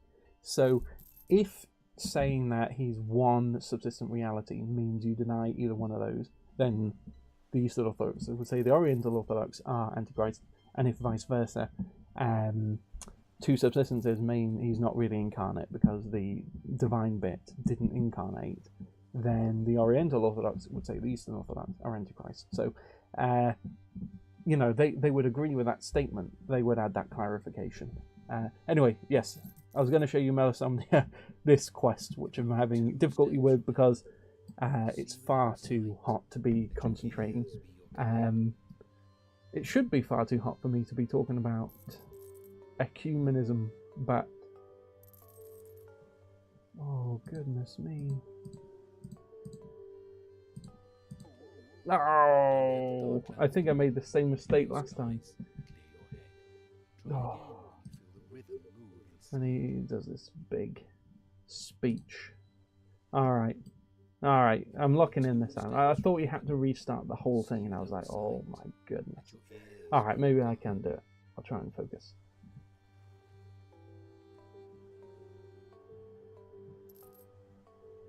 I had to go left. Okay. Did I start there? So. Don't let the dark clouds gather. Clear your skies, clear your head. Try again when you feel the rhythm move inside you. William Cooper says, I reckon most Protestants would say the divine bit didn't incarnate for real. That is a big distinction in Lutheranism and Calvinism, though. Because Lutherans said that the divine bit does incarnate. So everywhere there is the divine, the human is also, and vice versa. So therefore they say the human Jesus is omnipresent, and that's why they defend the consubstantial thing. They say the human part of Jesus can be mere or pure spirit in the bread, and it doesn't have to be flesh and blood. Melisomnia says, have you heard of the recent Magnifica Humanitas encyclical? I have. It was in the news, and there's a newspaper I've got. I haven't read the newspaper report of it yet, and I haven't read the whole encyclical yet. But it does seem interesting. He's really going to war with AI, isn't he? Which is interesting. I think it's all, if it's going to be successful, it's all about finding its right place for me. Because I find some of the new stuff I see it doing in predicting geography, weather. Oh, I should have been concentrating. You've got me talking about the encyclical. I didn't. No, I don't. I like the encyclical. But what was I saying? Yeah, I think it's proper implementation, like with the Industrial Revolution. So he's inspired by how the 19th century papacy tackled some of the problems of the Industrial Revolution and was saying it's losing humanity or this dignity. But where it was successful is where it was like, look, being able to process food and cloth and metal at this speed is very helpful for reducing homelessness, clothinglessness, and starvation. So if anything came across as too harsh, it got ignored because people were like, look, this is really helping. I don't think AI is the second industrial revolution because it doesn't have as many uses. It's only because right now we're in a state where people say data is the new AI. So AI can handle data very quickly and very well if you know how to handle it properly. I think, though, people need to train AI differently. It can't just be predictive token based if it's going to be really useful. But that's a different point entirely. My point is, I hope, quickly in theory. What do you mean quickly? Yeah, I think it can be useful. I think it's right to basically say it's losing people's jobs, and it can do to the humanities what the Industrial Revolution did to other groups. And that's right to say, let's make sure people don't lose their dignity. And that's absolutely correct. There might be a need to include the training time and gathering information. Yeah. It's true. Training quickly, but I think, yeah, but the thing about the tokens that I have a major problem with is that it makes them look for, they decide when they've won the token. So you basically say, do this, and then you get a token. And it will say, all right, I've found you this quotation. And it's just made up a quotation rather than properly looking for it. But that means it's won its token. That's a real problem. That's where hallucinations happen. So you need to have it that humans or maybe other AI, now that they're quite advanced, only give the token if it's actually done the work properly. So you just train it with a lot more oversight so that it doesn't hallucinate, because that causes a huge problem. Because if AI is going to be used in medicine, you cannot have a single hallucination ever. So you have to retrain it so it doesn't use the path of least resistance. It does it properly. So that might actually end up using more training time, which might end up using more things. One thing though is Elon Musk's data centers now use cooling gel instead of water, so they don't pollute the water supply, and they've managed to switch entirely to solar power. So they can train without it causing damage to the ecosystem, either immediately around them or just releasing natural gases or whatever. So it is possible to have very large computation without causing damage to anything. So if they do that, and I think they think about training things not to use the path of least resistance in AI, but it means they've got to start from ground zero, and at the moment they really are building on what they've already done rather than saying let's start from the beginning. And I think that's a huge problem, because there's just such intrinsic problems with AI as it stands at the moment, where it will just hallucinate things and it will just try and do things as easily as possible. And as I say, if that becomes totally normal in medicine, that's going to get people killed. If that's going to control what people read in encyclopedias, in searches and things, it's going to spread misinformation. I mean, that's a CIA term, and I hate using three-letter agency terms like that. But, you know, it's going to spread lies if it just hallucinates things, or it doesn't research whether people are saying the truth on the internet. So I think, for me, because I have AIs on my computer that I've trained and I know exactly what they're doing, and I trust those. I think when it becomes a huge amorphous mass that's bigger than human beings can understand and control, there's an inevitable problem, especially if you know the foundation is really shaky, because it keeps hallucinating and they just haven't dealt with the hallucination problem, and there's a way of doing it, but it's like such a huge problem because you've just got to start the whole project all over again. And it's that thing at the moment, each year in AI now is like what AI was doing over the entirety of the 80s and 90s. Like, there was early versions of this in the 80s and 90s, but it was moving so slowly. But each year, maybe each month now, is like that entire time period. It's moving so quickly, no one wants to start again. Melisomni says, the losing humanity might also include the kind of things some people and organisations are using it for. Well, that is very true. So, as I say, it has its uses, and things like predictive, so just being weirdly good at prediction, when used properly and checked for hallucinations, can do things like find cancer so quickly and easily. People have no way of figuring that out, where most other computer systems are concerned. But yeah, absolutely, it's not. I mean, it is being used for that stuff, but it is also being used for stuff that is just going to get rid of people's jobs en masse without necessarily providing people with a better product. That's the thing about, like, the Industrial Revolution in the 19th century. If you look at the sewing machines they made, they still work today. So things that were mass-produced with the original Industrial Revolution, things were made to last.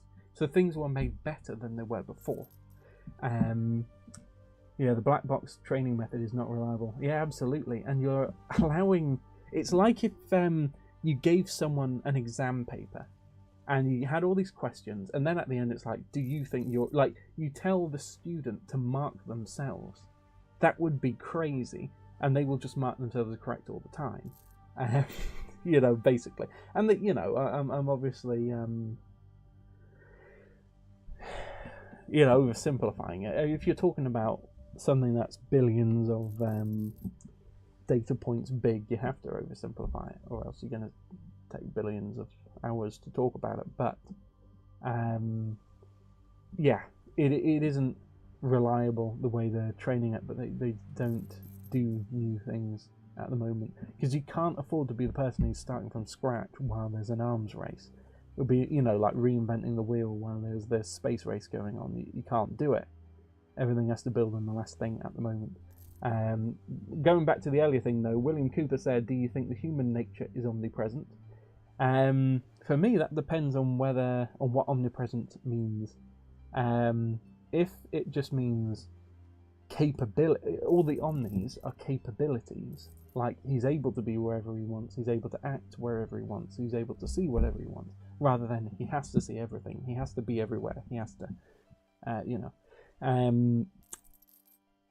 that makes it more acceptable. Because you think about Paul is with some of his churches in spirit, and he knows what they've been up to because he was with them in spirit. So he was able to be in two places at once. Samuel does the same thing. Is it Samuel? Yeah, Samuel does the same thing, but Elisha's probably more famous when Gehazi goes off and he knows what he does because he was there in his spirit. So I think humanity, just in general, is capable of being anywhere, and therefore humanity is omnipresent, just as a general rule, and therefore Jesus' humanity can be. But whether or not either the divine or the human elements of him are necessarily everywhere, like, I always think the Aristotelian idea that exertion is better than potential is wrong. So for them, if God is capable of being everywhere, but he isn't everywhere, he's holding it back, they say that's worse than if he is everywhere. Whereas I don't believe that at all. I think that's very silly. I disagree. So I just don't think that makes sense. If someone is... Or somebody says, for cancer recognition, there was a study where excellent results were reached, but when they unpacked the way it got the results was by flagging test results from certain machines, because old images are more likely to show diseased tissue. Yeah, there are problems with it, but I think the predictive element is pretty crazy. Like, sometimes when I've got just my own eye on my own computer, and I know it isn't hooked up to a certain database, but is able to guess, not perfectly, but guess things eerily closely to what should be in there, that it can finish sentences and all this quite well. If you, because I have like a major AI, that's one of these later models, and then an Eagle version, which is just very small and rapid, and it can think very quickly. And so that rapid thing at the moment gets things wrong, and I'm trying to figure out how to solve that. But the Eagle thing is remarkable, how it can predict, but it's not reliable. Like Melisomnia asked, how do you verify its accuracy? That's the point. It's like every now and then you see something where it's like, well, I mean, it will just be something like, here's something in my code base which I haven't told it, and it will say, oh, you know how you did this. So it just predicts that very well.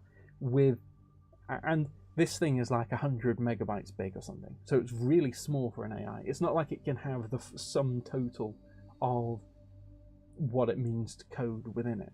But it's just really good at being predictive.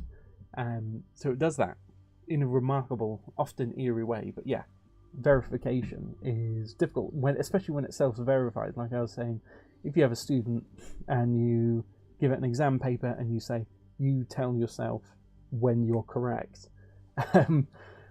they'll just always say they're correct. And that's one of the things that's so annoying with AI, is when it gets things wrong and it refuses to admit it, or sometimes it will say you're wrong and all of that, because it has to be right to get to the token. So again, the black box method, like you were saying earlier, doesn't work for loads of reasons. There's probably a dozen good reasons why it's a bad way of doing it, but it's a way that people can train these things on their own just home computer, which is what's crazy and cool about it.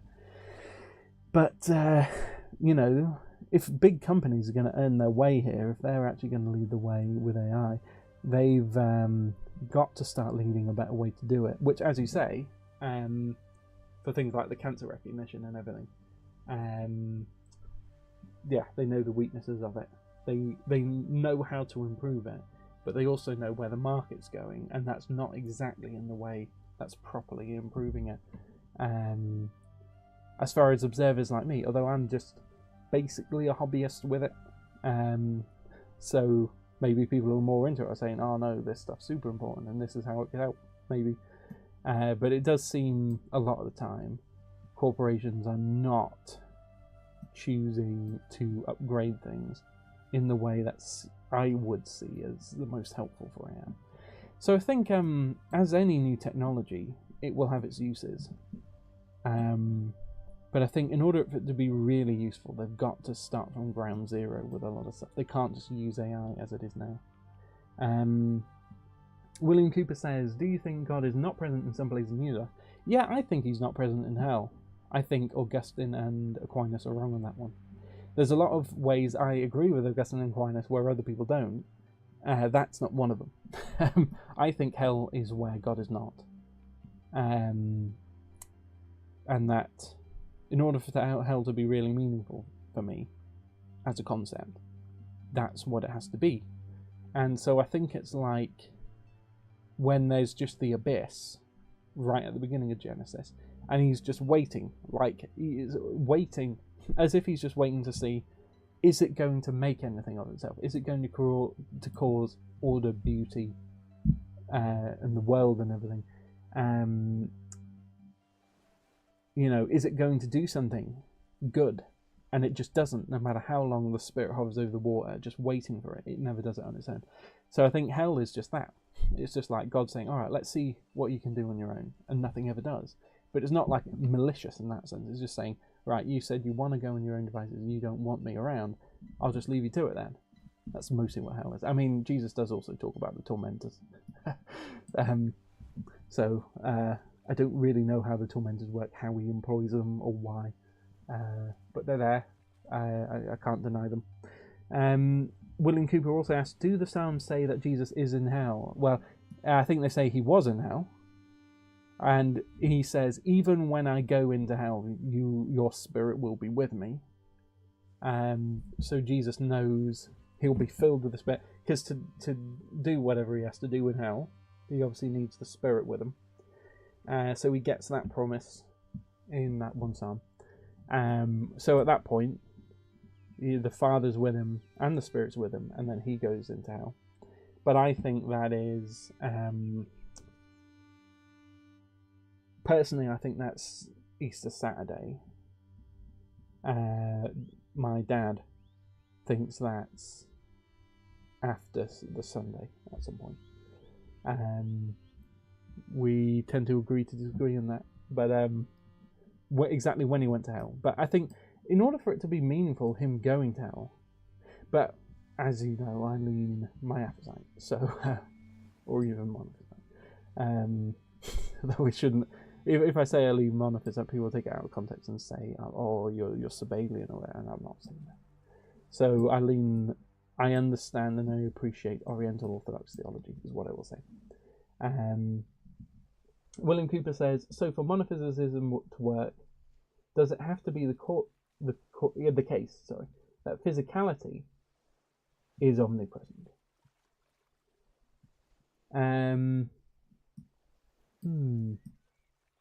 What do you mean by physicality there?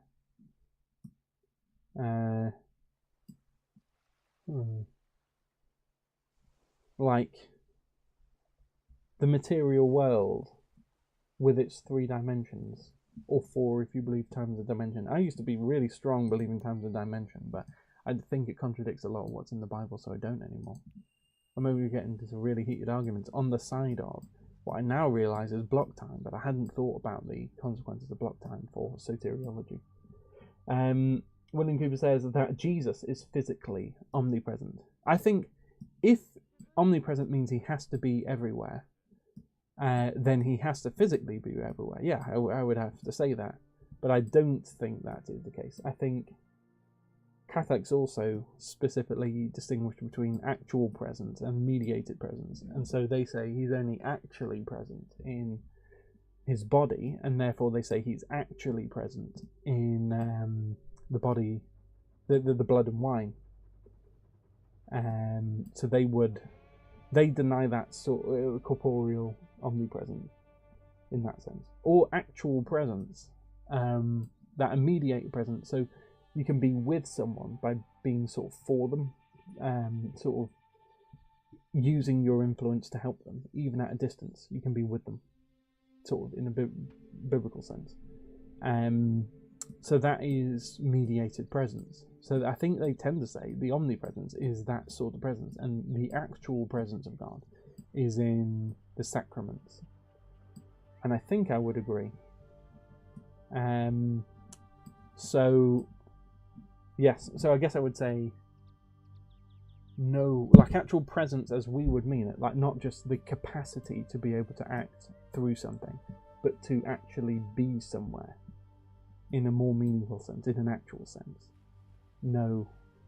And I think I'd have quite a few theologians with me, which I rarely do, because I tend to have hobby horses and I go off the beaten road. But this time I'd have a fair amount of people, and I think I agree with them for good reason, I hope. Yeah. Oh yeah, so these were two heavy conversations. I hope I've dealt with them both well. I hope with AI and yeah, I think a lot about AI, and I think it has its uses. I really do, but I do think there has to be a lot of retraining and a lot of. I think the thing is, a lot of people are worried at the moment it will run away and it will reach a Terminator-like singularity. I'm not so worried, because I think because of the intrinsic problems in AI, I'm not worried it is deep down sentient. Whereas if we reran it ground up in the way I was describing, maybe it would be. But I think as it stands. William Cooper says, I guess the attraction of Chalcedon is that he doesn't have to be physically everywhere. His divine nature can be present by the Spirit. Yeah, that's the Calvinistic extra. But a lot of people just find that terrible. Because that then is actually Eutychian. That is the idea. The human bit is just a little drop of vinegar. The divine bit's the ocean. And so Jesus is barely human. There's just a very small bit that's attached to him. Whereas if you got the Lutheran thing and you say, well, humanity is more than just being in the body, just being physically present. You also have a spirit that can be present in more places than one. And so Jesus, being the fullest man, can be present anywhere. That means that doesn't contradict his humanity. So he can be omnipresent spiritually, or at least capable of being present anywhere spiritually. That definition of omnipresence. Because human beings do that too. And there's good biblical backing for that. That's why I like that more. Although they would accept Chalcedon formally, but I don't believe the Chalcedonian fathers are saying what those Lutherans are saying. But that doesn't bother me. So loads of people point that out as if that undermines Lutheranism. And I don't think it does. Not that I am personally a Lutheran, but I don't think that undermines them. William Cooper says, very helpful. See you, bro. See ya. I hope you have... Oh, yeah, I might see you tomorrow, William Cooper. You're coming down to Llundain. So, yeah, I might see you. Hope you are young. Oh, man, I used to speak a fair bit of Welsh. I'm really rusty. You always just get rusty if you don't speak things. I used to speak a bit of Spanish. I'll be even rustier with that. Goodness me.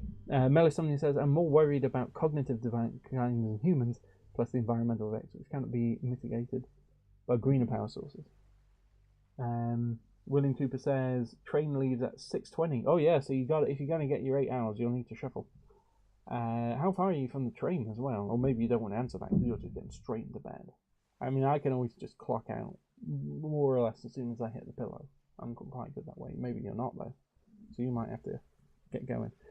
The environmental effects which can be mitigated by greener power sources. I think I have been reading about people trying their best to do so. I think there's a lot that can be. Because I think if it's like just using gel instead of water, then you don't release any of the chemicals into water sources. So that's a huge one. If you use solar panel, does that release greenhouse gases?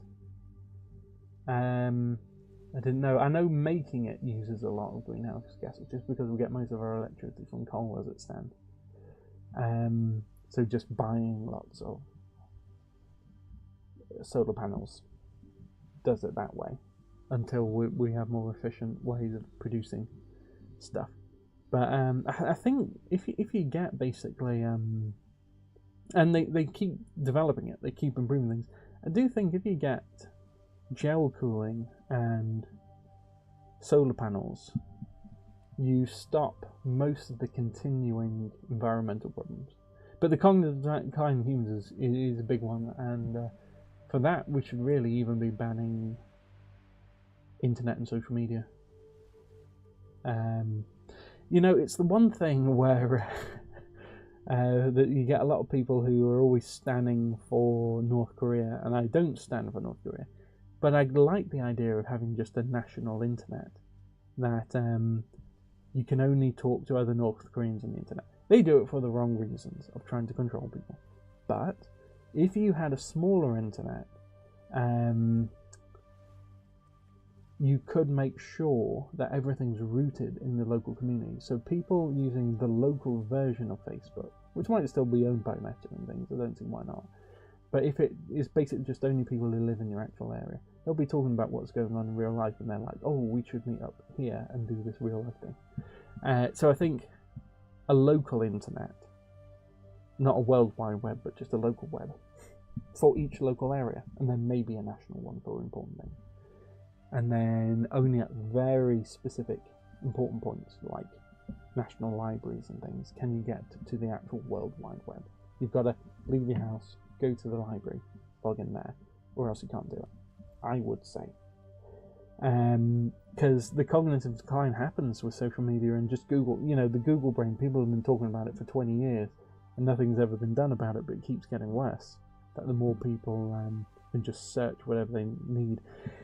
Because you think about like people like Mignet in the 19th century, who was able to remember so much. You just look at everything he wrote. He basically rewrote the entirety of Greek patristics in Latin.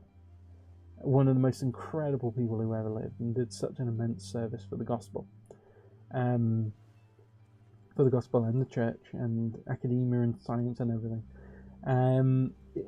If he had Google, he would have technically had more capability, but he wouldn't have done all that because his brain wouldn't be on it. Like, it's just, he had to remember everything. He had to go to places. He had to write things, read things, write things. You know, and he who writes reads twice. He had to do all that. That's how he managed to do it all. As counterintuitive as it is, isn't it? He built up his muscles. So I definitely agree with that, but I think it has to go further than just AI.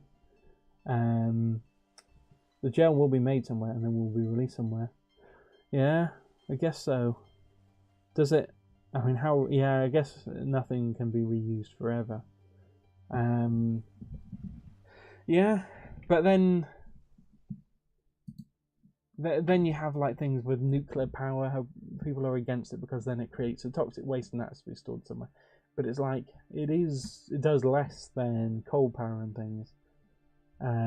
I guess I'm not a Whiggist where I would think you can just keep developing things and we'll figure out a problem for the next problem, a solution for the next problem. I don't really believe that. I believe there's not always something around the corner.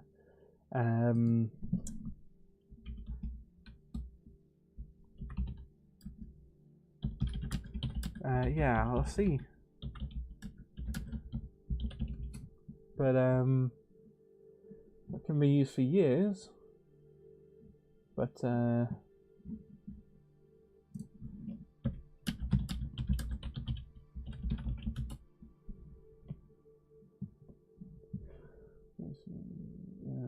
Yeah, there was a website which was just dedicated to can be, but will it be? Yeah, you can never be too sure with corporations, but that is a problem about restructuring the whole economy. Because the thing about that is, if it's not AI, they're going to... Because they were already developing data centers, and people forget this. They were doing this for websites, AWS, things like that. They were investing in data centers to vastly increase other capabilities they were going to anyway.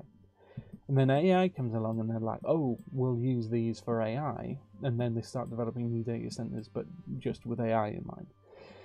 But if it isn't AI, it will be something else that they're trying to develop. And if it wasn't data centers, they'd do new factories or something. Oh yeah, of course data centers are rather necessary for the modern internet. Yeah. So you can say, you know, like my earlier idea, get rid of the internet, so it's all just local web, and then you can just run it like almost a local area network. Then you don't need such big data centers. But yeah, like as corporations stand at the moment, they always will just keep developing new things because they're just very big. And at the moment, they're rewarded for just pushing things out of sight, out of mind, because they're not rooted in local communities. So they do depend on unfree labour in East and Southeast Asia. They do depend on unfree labour to get raw materials in Africa. And they just push this out of sight, out of mind. So people think, oh, you know, we're living in the modern age and everything's great because everyone gets paid all the time. And it's like, everyone you can see gets paid. Everyone around you gets paid. The way these corporations work doesn't mean that. Like, capitalism, as it's designed to work, is much more local. You know the people around you. You know who's responsible for what. And you can hold them to account. So as long as we brought that back, so you have to just think, we can't have this system where you got corporations having, you know, socialism for me but not for thee sort of thing. It has to just genuinely be like, let the free market take down big corporations without governments and other things propping them up, and people just saying if they don't like corporations, genuinely bother with alternatives. And if people try and advertise alternatives, don't roll your eyes at them, don't push them, pull them down, don't, you know.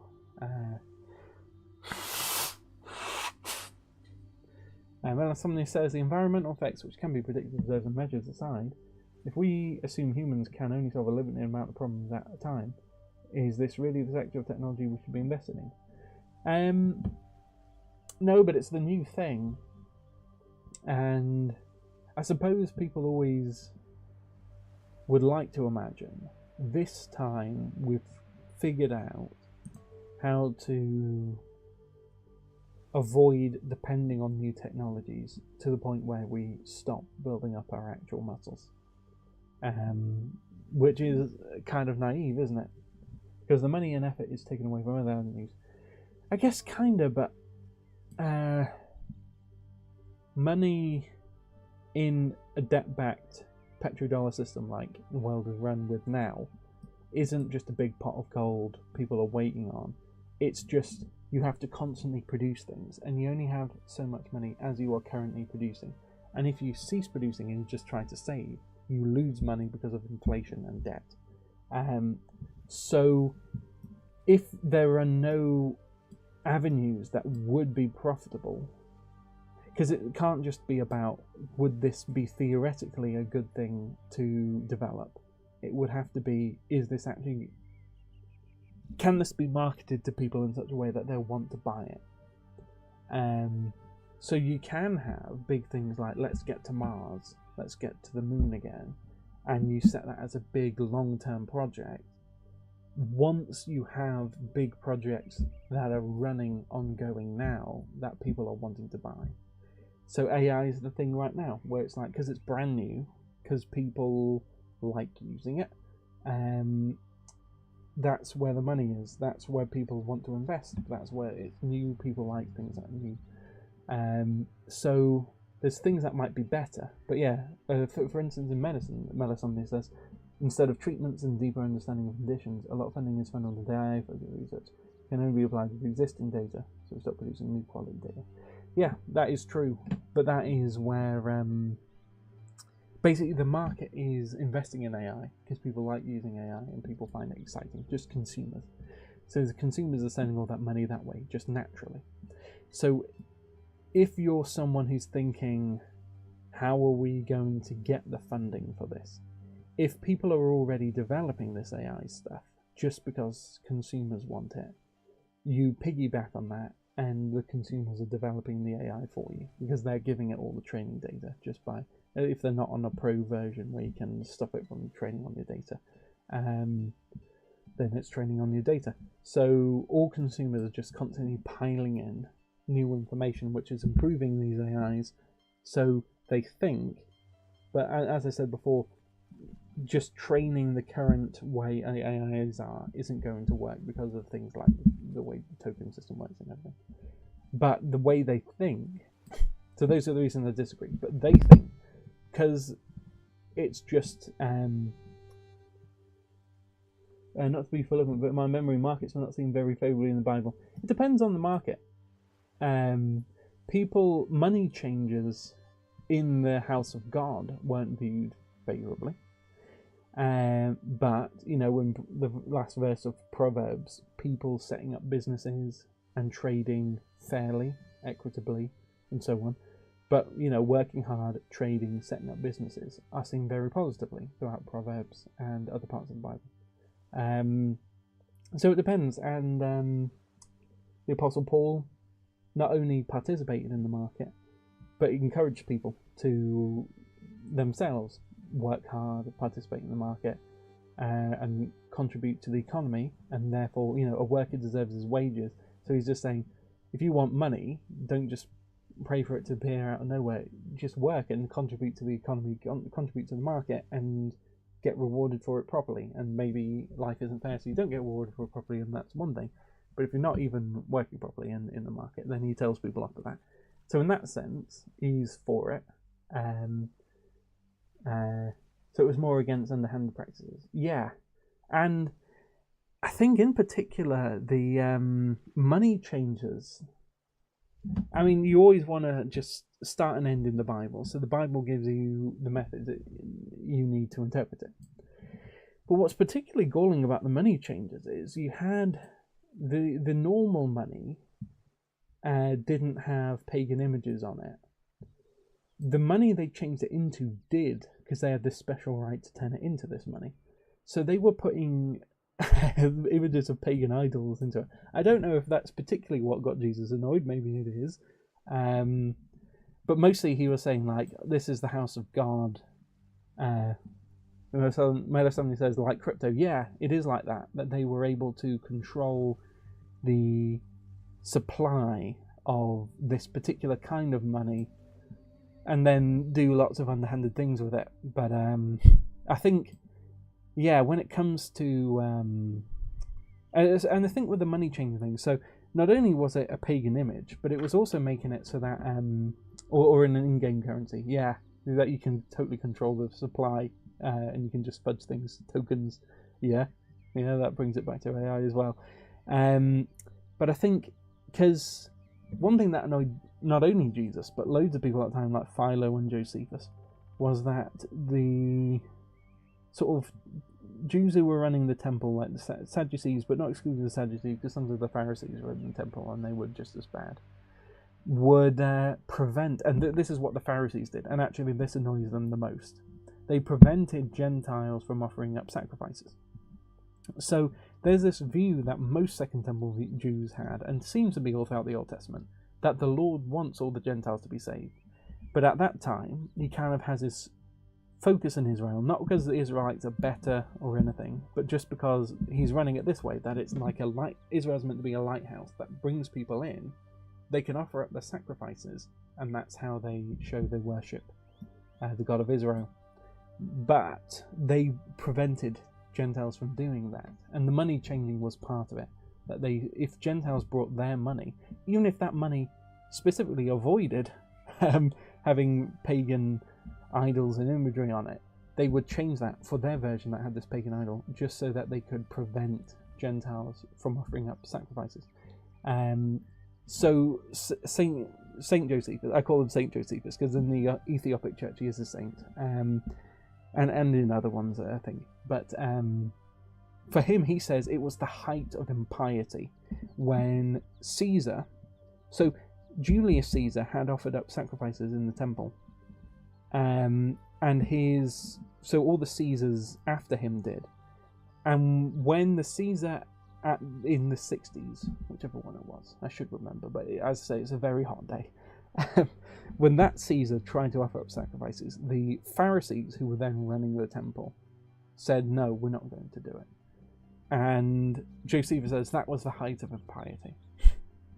Because it was then like, not just some bigoted Pharisees, it was the official high priestly policy. We're not accepting Gentiles.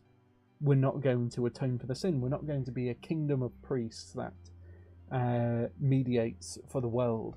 We're just going to be totally turned in on ourselves, and we're going to have this hierarchy where we only treat ourselves as real people almost. And so for Josephus, so that's what Josephus describes as that's why he hates the money changing and all the practices the Pharisees were doing over time. Maybe that's why Jesus does as well, because Jesus is always talking about having an inheritance of nations and all of that. And the word nations is, of course, in Hebrew, goyim, or Gentile, he's always talking about bringing in Gentiles. And you have that moment when God the Father speaks to him, and it's after these Greeks come to talk to Jesus. And the Pharisees have turned these Greeks away. So they say, well, let's go see Jesus instead. And so they go to the apostles and say, so we would see Jesus. And then when they come and see Jesus, then Jesus is like, right, this is the moment you've been preparing me for. So that, Gentiles had been saved in times past. You think about Jonah, when all of Nineveh gets saved. And you think about the Queen of Sheba, so Ethiopia gets saved. And they're still saved to this day. But that was this role. Israel was meant to be like a whole kingdom of priests. Like, we're all meant to be priests. The priests of all believers. But Israel was meant to be, they're really sort of mediating, and they're really showing what. Because they get called the church in the Old Testament, the ecclesia all the time. So they're really meant to be the church, the priests and everything for the whole world. And they were failing in that. So that might be what Jesus got. Anyway, so I've gone off on a bit of a rabbit hole about Jesus turning over the money changers, but it might be about excluding people from church. But it's hard to know because he doesn't explain himself. So often in the Gospels he does. And he says, don't... he does say don't make it a den of thieves, isn't it? Making a house...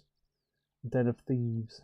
So is that stealing the sacrifices from the Gentiles? Is it just because, that sort of predatory behaviour is like thievery? All of them kind of fit in with Jesus' teaching, and so maybe it's not one, maybe it's all of them. I don't know. But yeah, sorry, I have been rabbiting on. But I think about that a lot, because it appears in all the Gospels, and you get that moment. So Jesus keeps clearing the temple. He does it more than once. He just keeps trying to get rid of all the money changers so that it's all ready. It's all fit and ready for him. And then he goes on Palm Sunday, he goes into the temple and he looks around and he sees the money changers already back. But it says, but it was too late, so he just left.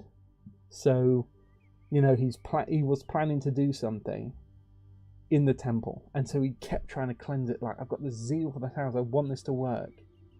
And then he looks around and it's too late. They keep bringing back these money changers he's trying to get rid of. And when the whole point of the temple, whatever it was meant to do, comes, they fail. And Jesus, the God of Abraham, Isaac, and Israel, was there in the temple to fulfill it. and they kept bringing in these money changers, so it just wasn't fit for purpose. So he didn't, whatever he was going to do, he didn't do it.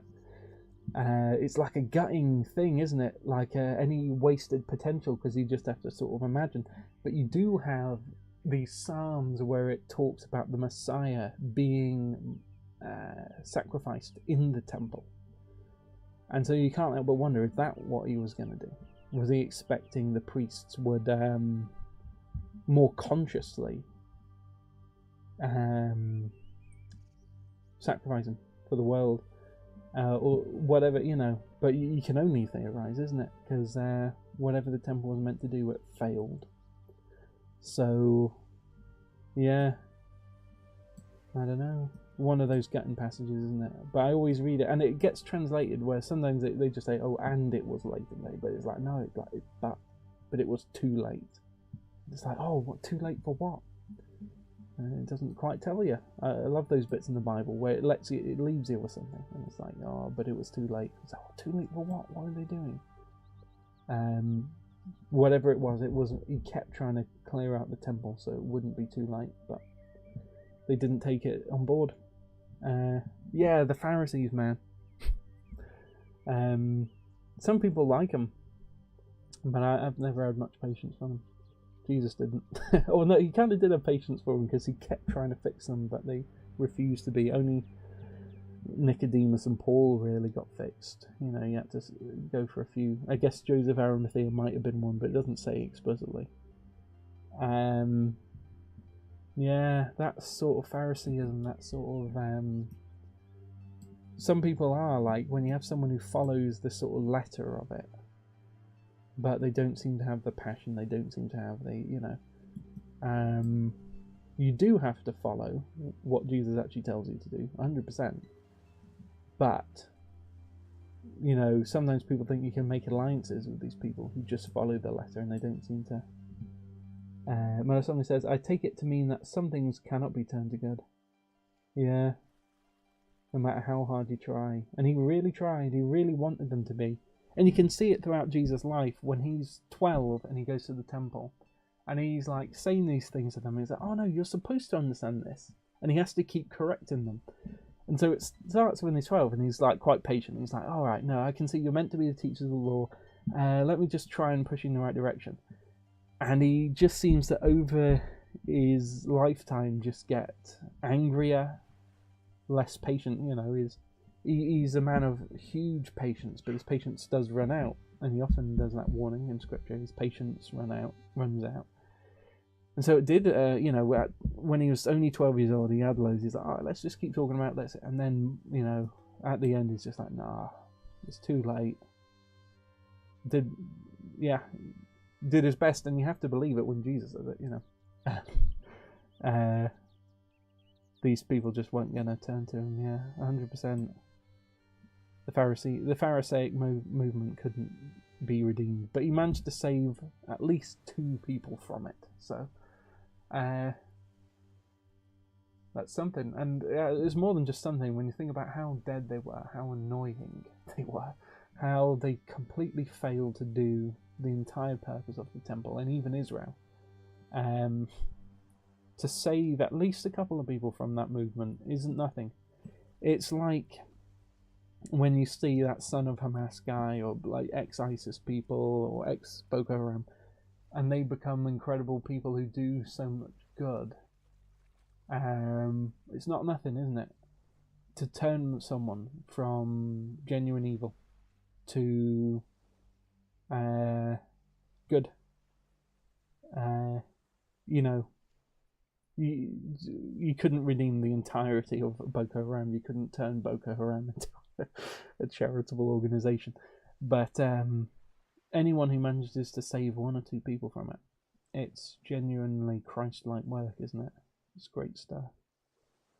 And I do think the Pharisees, and then you think they did get people killed when they rose up in the Jewish wars, and so that started the Jewish wars when they refused to accept Caesar's sacrifice, and when they did that, they got all these people killed. So they were like a terrorist organization in the end. And so as it started off, they were just being like sticklers, it ended up getting so many people killed. So you really can call the Pharisees an evil movement, I do think. When someone says, nice. But yeah, I was meant to do this, but I got sidetracked with all that. But yeah, I do think a lot about AI, and I do think, yeah, with the Pope, and he's got his thing. I will have to read his whole encyclical, and but I suppose there's that. It's that the market's moving there because people are seeing AI do things we couldn't do before, and people are excited by that. So you can't quash a zeitgeist, really. But I don't think there's as much to it as there is the Industrial Revolution. I don't think it can do as much as factories could. For example, I don't think we can depend on it as much as factories. I don't think it does as much. But I love being able to talk to my computer, because I can run AIs that use less computing power than this video game. And just being able to think, there's parts of the computers that's difficult to use that are quite opaque, and there's different programs it's hard to make them work together. Just being able to talk to my computer, and I can just say it in my own words. I can just say, "Oh, can you make these things work together?" So this, and it does. It's so good. I use that a lot, and that's really helpful to me. And that's, I think, where the zeitgeist comes from. That just being able to talk to a computer, and it seems to know what, so it doesn't understand in the sense, it doesn't have neurons, but the effect of it, that you're just saying, because you'd always have unintuitive things in computers, like this program isn't running the way it was advertised, or this, these programs aren't working together so well.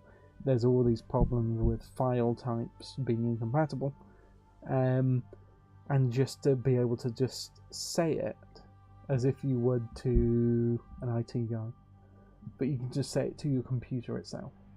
To me, that's the main use, and I use that quite a lot. But yeah, it's... I would find... I'm always amazed to find how it's being implemented, because it's never how I would implement it.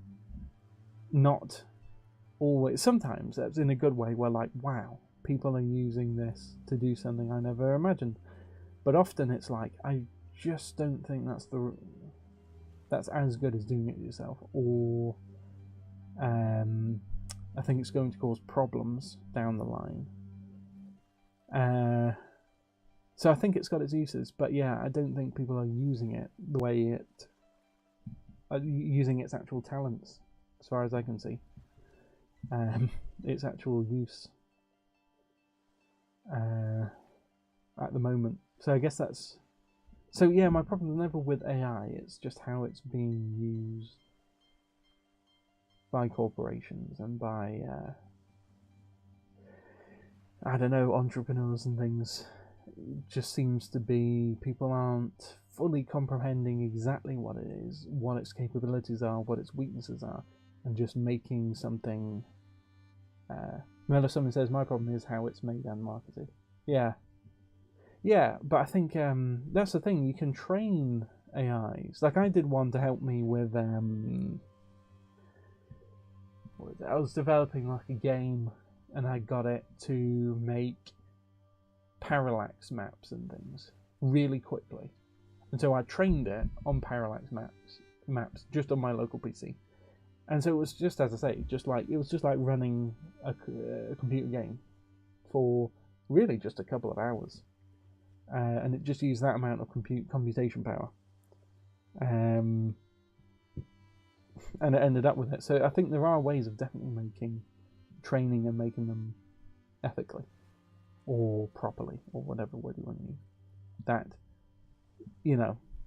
unless we're going to ban video games, like that level of computation power isn't necessarily wrong. But yeah, they do... I think my problem as well, the way they just train, it's like, just rather than stopping and thinking, are there problems with the AIs because of the intrinsic way the training process and then the code itself is structured? They're like, no, let's just throw in more data. So then we'll just have a much larger AI program. And you just keep on making it bigger and bigger. And I think that's mistaken. If you want it really to be like, they just never seem to be thinking tremendously about efficiency. That's, I think, the weird thing with them setting up. As I say, they're already building these data centers, but with so many of these data centers they were going to use for loads of stuff, they're now just using for AI. Got my point. It's quite late in the day, and it's as I say, I've been boiling. It's a very hot day. Maybe that's AI brain showing. But oh yeah, that's it. That they just keep saying, let's make more capability with using more and more of these data centers to compute things. They say they're using them for AI. Oh, that's a good point. Maybe it's all for monitoring us. There is that. It's, what if AI is all just to cover? Because how are they making this much money? Just from people chatting in Gemini. Oh, can you look? What's the best price for a new cast iron pan or something? That's not making them all their money. They're buying vast lands near water sources. Oh yeah, and they are buying up all that farmland like Bill Gates was doing all that. Lots of them are buying up farmland. Well, that's the thing. When you think we're running on a debt-backed petrodollar global system, you had constant crises in it. Farmland, old water mills, yeah, the lot. So this system has constant crises. So it had problems under Nixon, problems under Clinton, problems under Obama. And whenever it's like the whole system was going to collapse, they just said, let's throw all the debt onto these people. Let's, do corporations, and they're about to collapse, so we throw it onto banks. That's what happened in I think it was 2008 credit crunch thing. They pushed it onto the banks. Now, and no, they pushed it from the banks onto the government. In Finland, in a few cities, the escaping heat from data centers is being used to heat up apartments. I did see that. That's a very cool thing where they are saying where there is heating needed, you can feed two birds with one stone, and you can just build new. So some of them were thinking areas that are hard to live in, you can make livable by having a data center there. Should there be a problem down the line, it will be next to impossible to disengage. Yeah, well, and that's the problem with that debt-back thing. It's now all the debt is the American government's problem, so there's nowhere else to push it to. So the next time the global economy collapses, they can't just fix it before it collapses. It will collapse. And at that point, America and most of Europe aren't producing any real wealth. They're just using finance, services. You look at most European countries, the vast majority of the economy is services. Sometimes it's tourism. These aren't actual products. You're not actually producing wealth. So once a debt-backed system where things can be backed by stuff that isn't actual wealth, it's not tied to gold or iron or whatever steel or whatever you're producing, it's just ethereal debt. That could collapse literally today. I could go to sleep, probably within the next hour, and then wake up tomorrow, and the entire global economic system will have entirely collapsed, and my money will be worth nothing, like it's 1930s Germany. Well, if somebody says everything is an app or consulting or concept planning, it's 100%, isn't it? It's not just tertiary jobs, it's like quaternary jobs, or like, it's so far away from actual wealth production. Though you're finished, so you do still have Nokia, and a lot of these places, because you think back to the 30s, the last time we went all debt-backed and everything collapsed and we didn't learn a lesson. At that time, you had like Skoda was like a huge chunk of Czechoslovakia's economy, so that they were kind of, Czechoslovakia was kind of built all around Skoda, and loads of companies had that, loads of countries had that, where they had to all gather around this one company that was actually producing things. Finland has Nokia, so and there were times when everyone in the world used Nokia technology at some level, and there's other Finnish things that they're not the majority of the economy now, but when the collapse comes, Finland could redirect itself. I hope the current government has been trying to invest in cars, especially because loads of F1 stuff is based around the Midlands. So they've been trying to develop the Midlands so that there will be factories that will produce things when there's this collapse. But there's just a lot of countries that just are not acting as if there's a huge, very fragile global system that's literally could collapse any second. Literally any second. It's not, people always say that, but it's like literally any second. We don't know when it's going to collapse. And people just aren't preparing for it. But yeah, there are entire, and you think about, I don't know, I love Monaco, but its entire source of wealth is being a tax haven. It's about saying, here's this whole debt-backed economy, here's a loophole to debt-backed economy. I hope they've survived the Napoleonic Wars, the Enlightenment, the Industrial Revolution, everything. So hopefully they'll be able to survive the next thing. And there'll always be taxes, so maybe there's always room for tax havens. I hope so. But isn't it? You just think it's like the world's sleepwalking into a problem. And so the thing is, people are always looking at China and saying, oh, they're overproducing, they're doing all this, that, and the other, which doesn't work in the debt-backed economy for long. So they're not thinking about the future. It's like, no. They're the only people who are, because they're thinking, yeah, this doesn't work long-term in a debt-backed economy, but a debt-backed economy isn't going to last long. And we'll have the only factories in the world. That's been China's plan, of just overproducing and then making things more cheap than it is to produce it. So they're operating at a loss, so that all factories around the world shut down. So as soon as the debt-backed economy collapses, they are the global superpower. And America isn't, because America is mostly surface-based at the moment. They became the world superpower when they were making, they had their own industrial revolution, the post-war boom, all that stuff.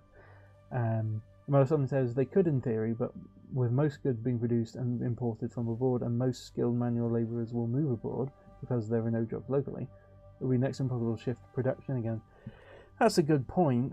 But there's still more hope for Finland than there is, I would say, for France. You know what I mean? At least there's Nokia. Yeah, I don't think they can, just Nokia can hire an entire country. But there will be some factories. There will be some, production. But I just don't know what France. They've got the wine maybe, but California and Australia outdo them in wine these days. They outsell them, and even lots of wine critics who are very snobbish are like, most of Nokia's in the US. Somebody says, oh no, that's bad. You should have gotten your government to crack down. Switzerland had been doing that a bit, because Toblerone moved most of their factories to Czechia. So then Switzerland was like, if you do that, you're not allowed to use the Matterhorn anymore, you're not allowed to use the Swiss cross and everything. And so today, now Toblerone don't use the Matterhorn, they're not allowed. But they cracked down and they stopped loads of these other chocolate companies and loads of other Swiss companies from moving out of Switzerland. So they kept all the factories in, and there's a lot of things Switzerland's doing that isn't wise. Like, I would say shifting towards speaking German historically makes one a target. As soon as Germany is no longer ashamed of what they've done in the past, they'll just take Switzerland, obviously. But that's a very wise thing Switzerland did, that they were just like, no, we're not going to let companies move out of the country. So it's a shame Finland didn't do that. Oh, it's a shame. It depends how patriotic the people are then. Will the corporation move back? I don't know. If it was like a family-owned business or something. Oh, that is bad news. I mean, for the world, isn't it? Nokia becoming... Because as I say, the debt-back system's going to collapse. So if they're in the US, that's not good for Nokia either. So the world is all the poorer for it. Yeah, it's bad though, isn't it? It is as bad as things were in the 30s. I genuinely believe so. Economically. Just having this veneer of everything's working, everything's growing, everything's better than it could be.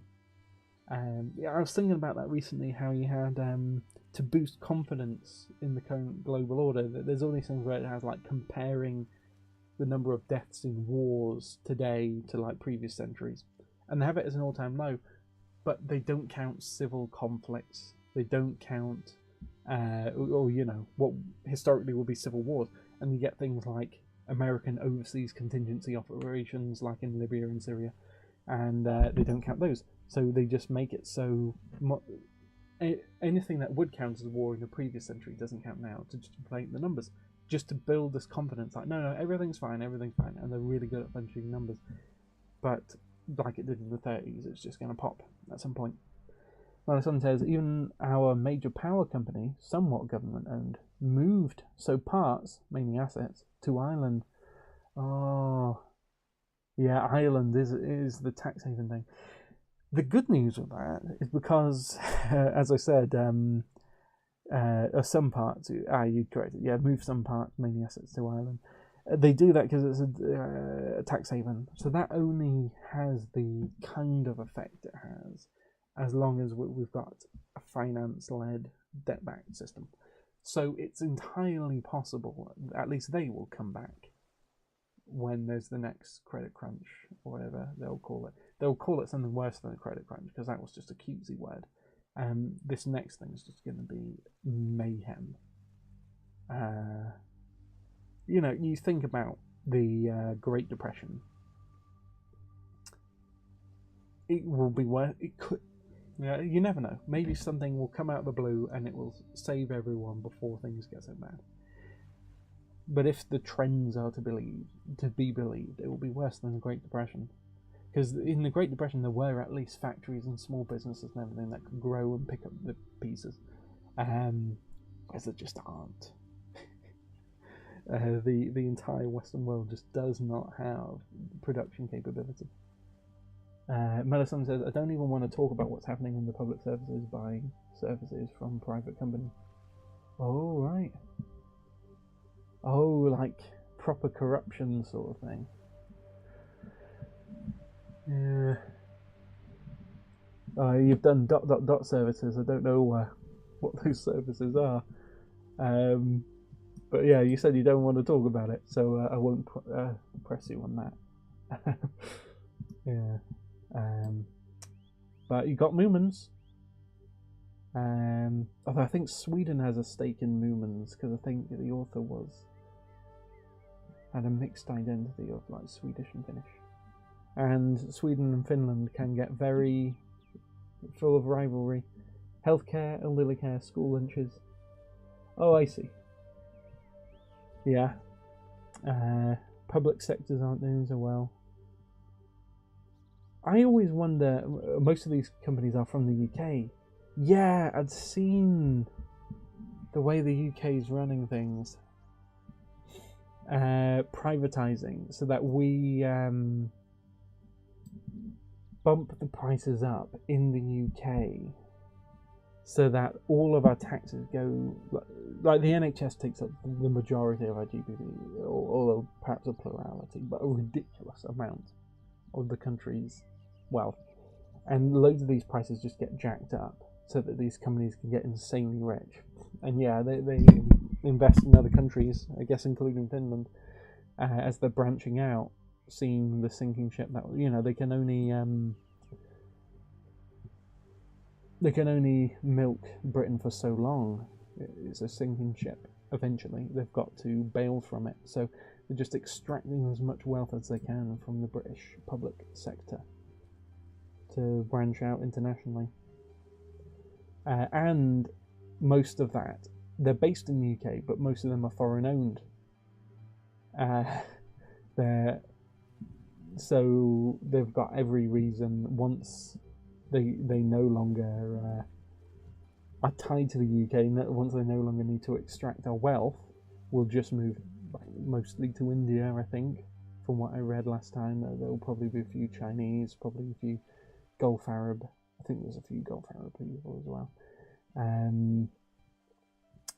Move all these services back home.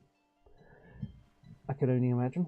And one wonders how that could have ever been not considered a conflict of interest when all these deals were signed. How any of this was legal. Even the debt back thing, you think, after we had the Great Depression, it should have been illegal to more or less knowingly start another one, but just 100 years later. I mean, yeah, maybe it will happen in the 2030s. Maybe it will be exactly 100 years later, you know. Oh, there wasn't the Great Depression in the 20s, though. I think it was. So I think we'll probably due it. Yeah. I mean, it's crazy, isn't it? And then you had,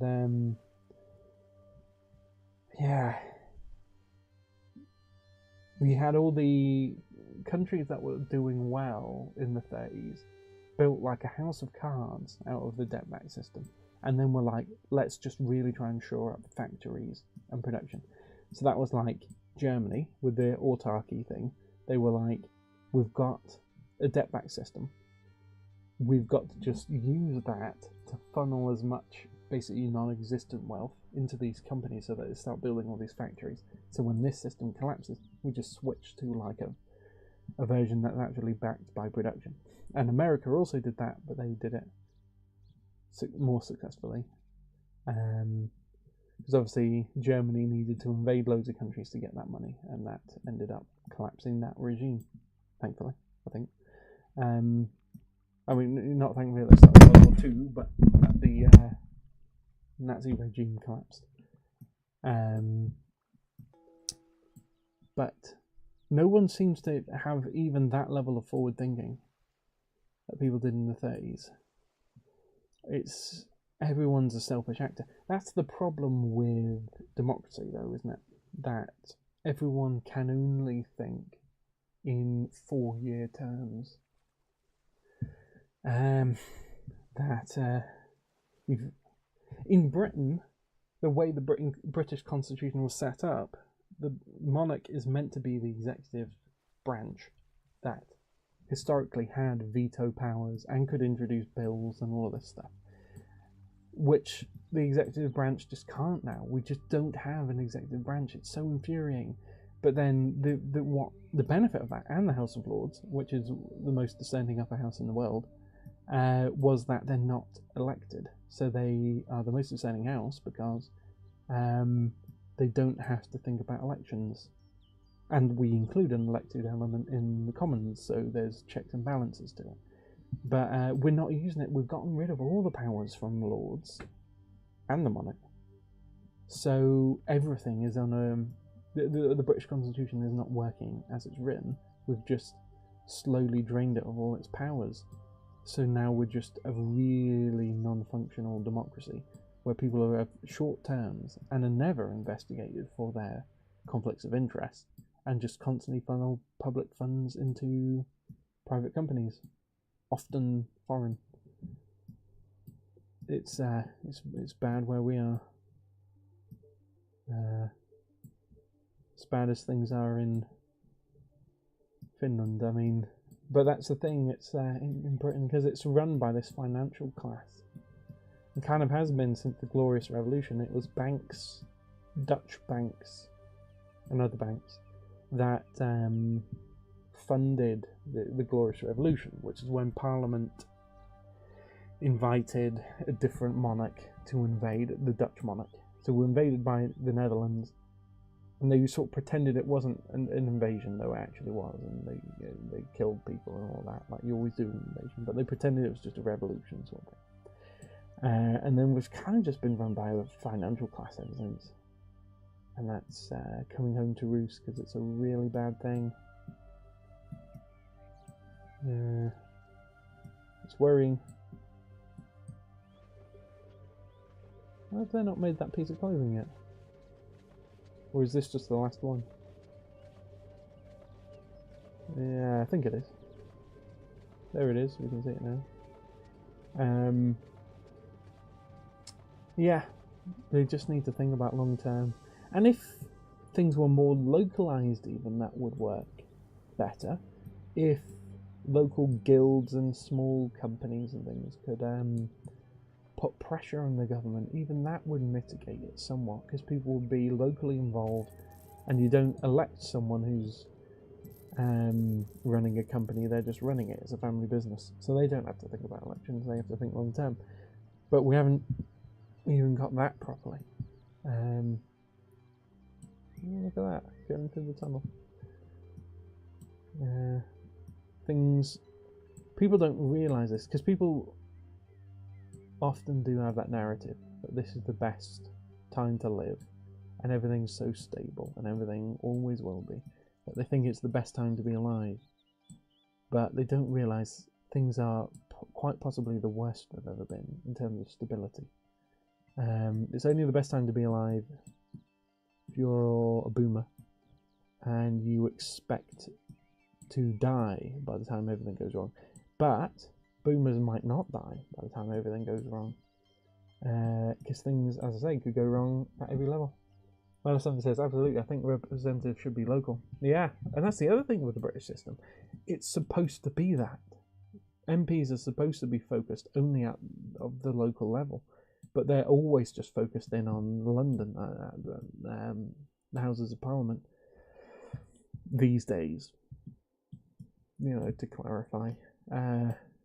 But yeah, so the real problem with Britain is we've got a constitution that was the basis for so many constitutions all over the world, but it's not functioning as it's actually designed.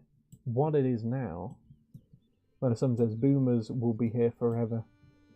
Yeah, I think though they're going to be at least, I mean, they've got those new pills that they've been giving mice that reverse aging, so there might be boomers might be the last generation to die. Some were saying that would be bad, wouldn't it? The people who had such I broke into here. I always love breaking in to places I'm not meant to be, and it's paying off. This is the bandits camp. Look at this. So yeah, no, boomers might be, unless God wreaks vengeance. Boomers might be, because those pills or injections, it might be, that they've been given mice to reduce or reverse aging. Literally, they've got it so a mouse is all haggard and old, and all their cells are running out the Hayflick limit, and they all of this. There's the last one. Oh wait, I'll wait and hear what it says.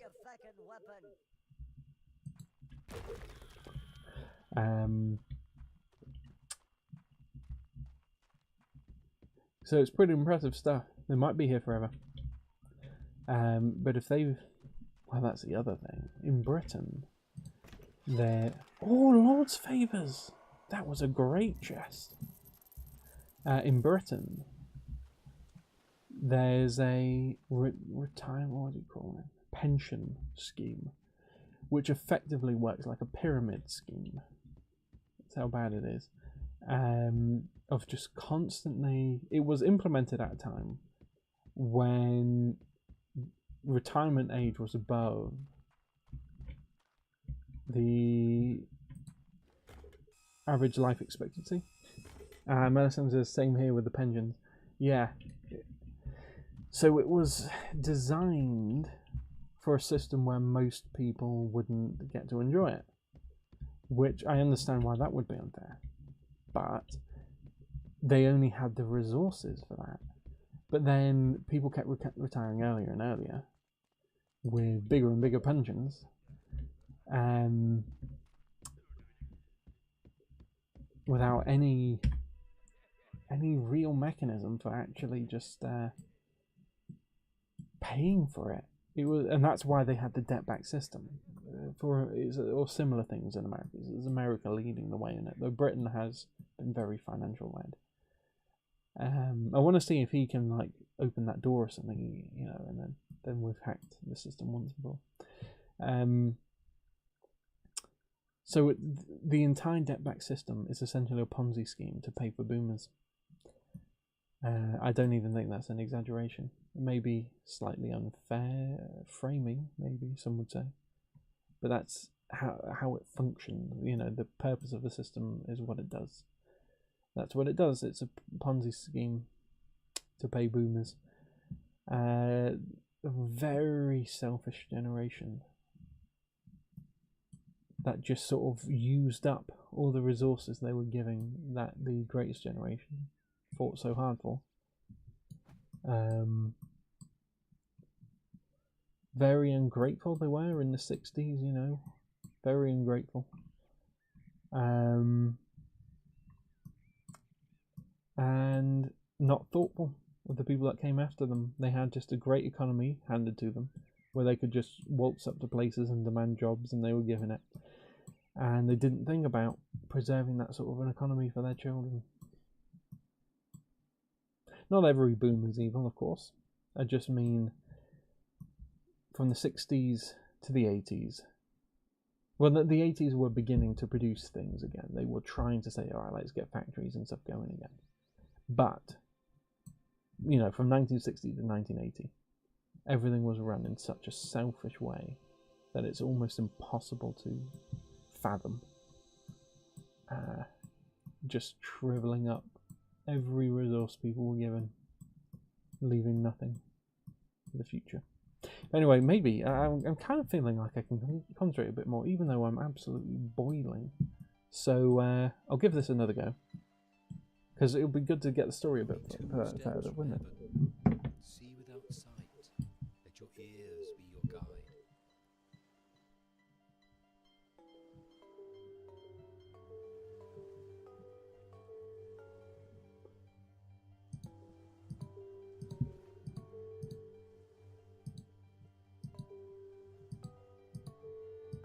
I did it.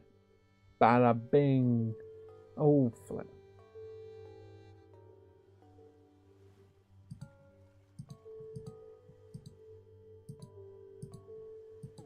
No. Dark clouds gather. Clear your skies. Alright, but we've only got one more and then I've done it. Feel the rhythm move inside you. Alright, here we go. You're only 2 steps from heaven. See without sight.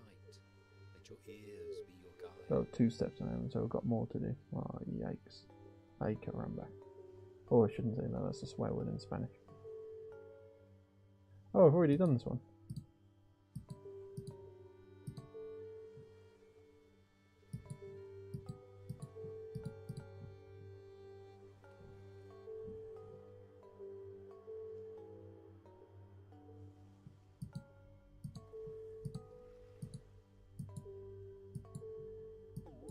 Don't let the dark clouds gather.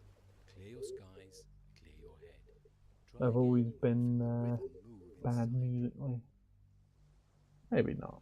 I was Joseph in His Technicolor Dreamcoat. Only I 2 forget. steps So from maybe. heaven. I was alright at singing, See without sight. but Let your ears reading be notes your and things, guide. hopeless. I could only do things by ear. I should learn that. It's always good to get new skills.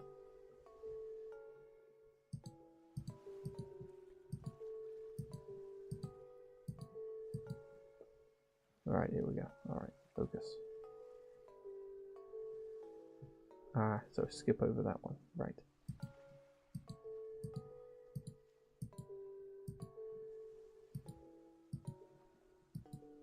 Oh, I've done it.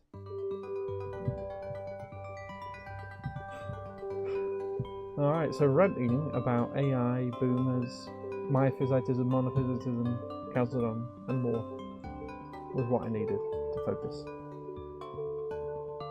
I'll remember that. I'll just get my little recorder out sometimes. I'll just rant now if I'm having trouble focusing. That's what I need to do. Wow, we got dark points. That's very... Right, yeah, the book. I'm supposed to follow the king. Wherever the king goes, the piss-pot boy follows. But I am frozen to the spot. Malmus is still clutching the dog's head.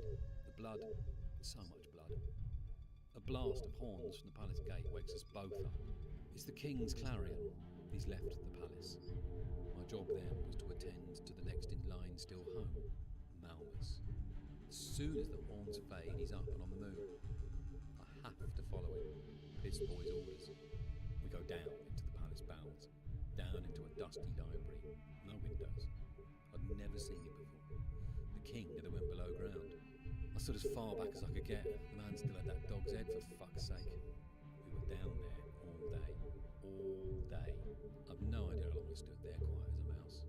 I nearly jumped out of my skin when Malmus screamed, "I found it." He bolted out of the room, left me standing there.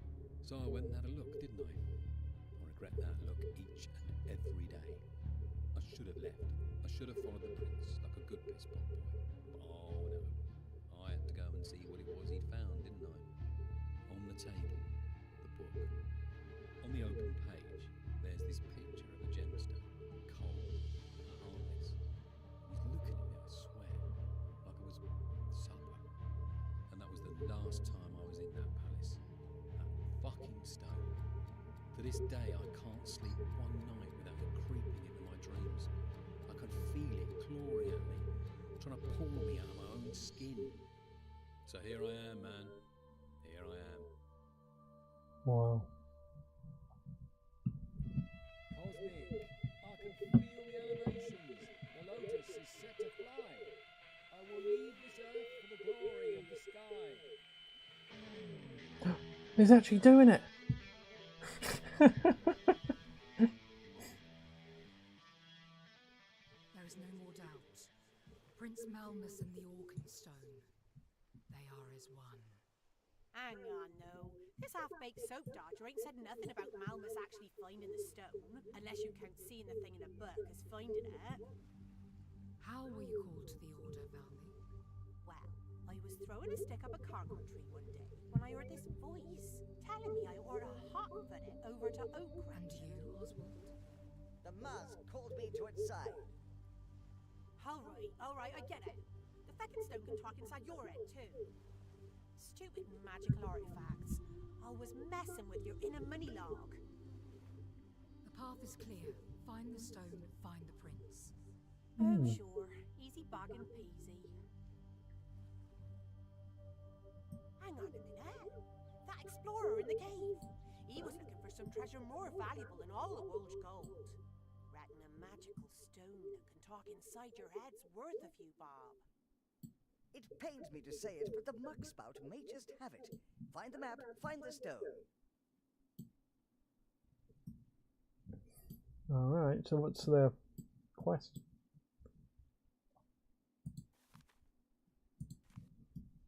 Here, eyes up. I just heard there's a feller at the Briar Lake Tavern says he's got a map. Briar Lake. One of them bandit fellers. All alone and all. Reckon now would be a good time to go ask some questions.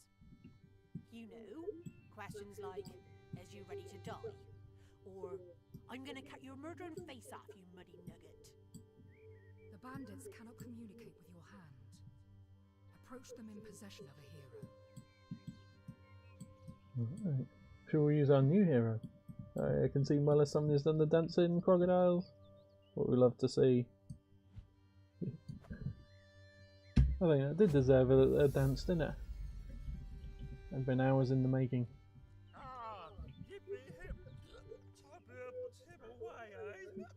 Yeah, I did see the Excel Championships. That's crazy and very cool. Yeah, very cool.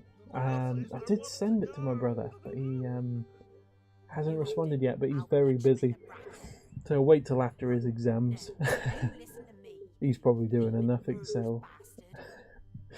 He'll want a bit of a break from it, maybe. That don't belong to use.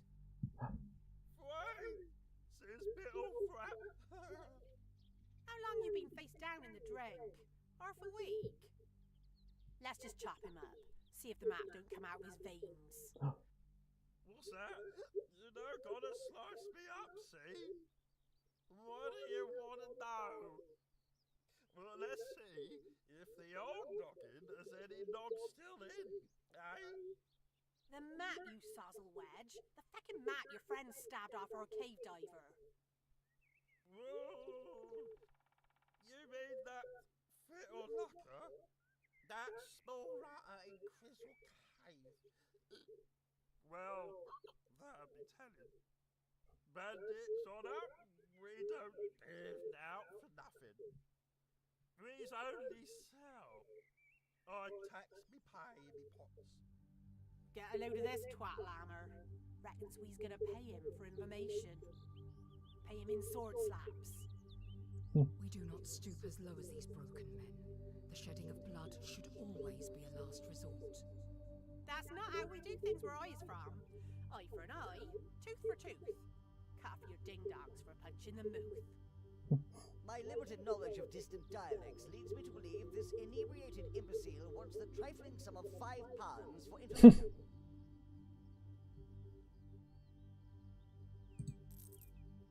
Yeah. The adventurer's life's work was in search of the Organ Stone. This map will lead us straight to it. I mean, we've killed a lot of bandits there. Head But south I to think the that was the right thing to do. No two ways about it then. Your next step is following this map. Set off now for the stone.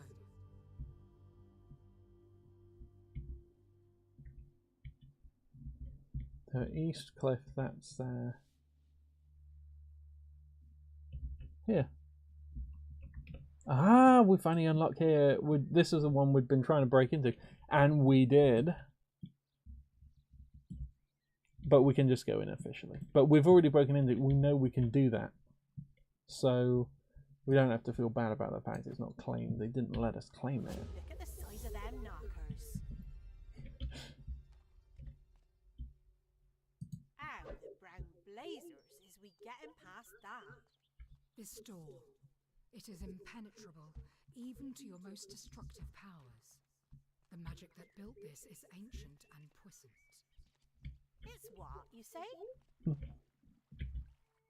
Well, we know how to get around it. If we cannot get to Should we Melnus, do it? then we shall have to draw him out. Cricket, return to the Arcadium. Find an answer to our problems and report to me as soon as you have one. As you wish. I shall report my findings in How did we get in again? Was it that cave, or was it up here? Yeah. Right, let's get a more high-level hero, just to see if they've like spawned anything now that we could exploit, or we can skip past the story, anything like that. Yeah, here we go. Oh, it's too easy. Too easy. Boom.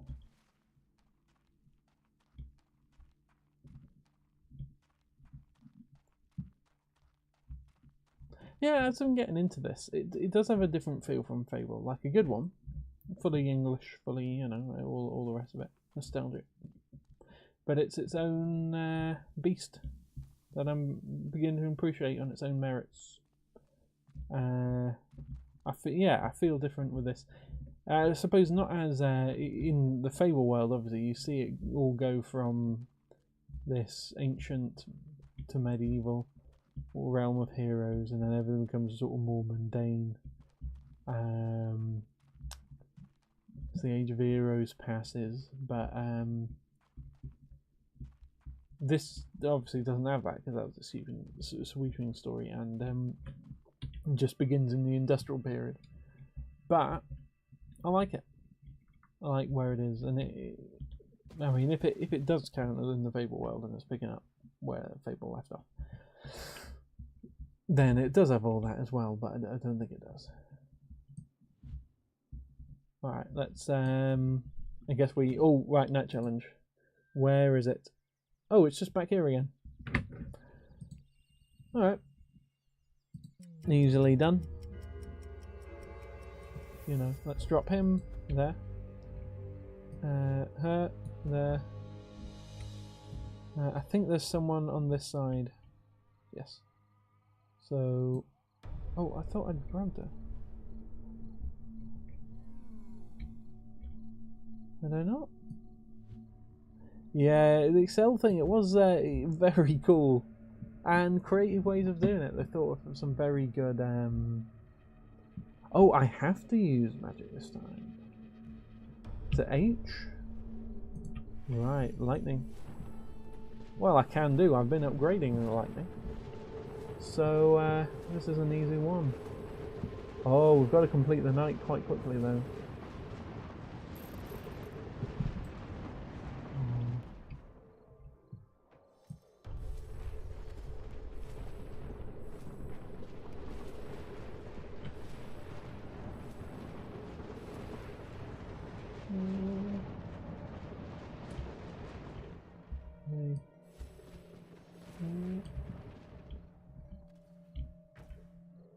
Oh no, da.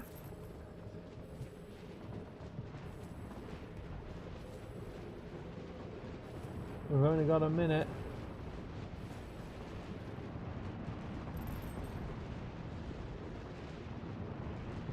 Give us a bit more magic. Can you ever see your magic, your mana bar, or mana sphere, or whatever it is? Alright, let's drop our guy there. Oh, he's coming. No, he's not. Come on.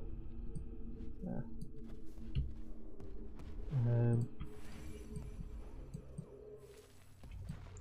Oh, nice. Oh, are we out of magic? We've got only 48 seconds. Magic. There.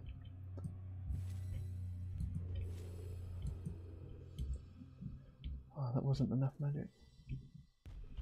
Well, we'll leave him to that.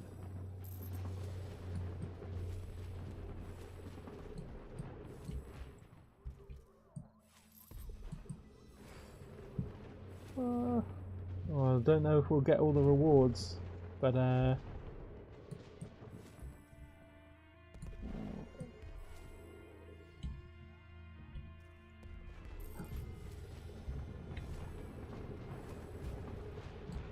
who's hitting us?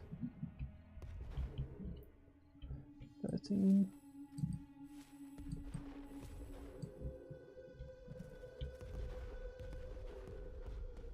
So we can do that. Does that at least get us that reward? No. Maybe? A new day has dawned. A new path to your destiny reveals itself. Wow. Bloody awful at talking sometimes, Albion. What she's saying is we has a plan. That is a very rich use of the word we. I is a member of this order, ain't I? And this plan is a plan of the order, ain't it?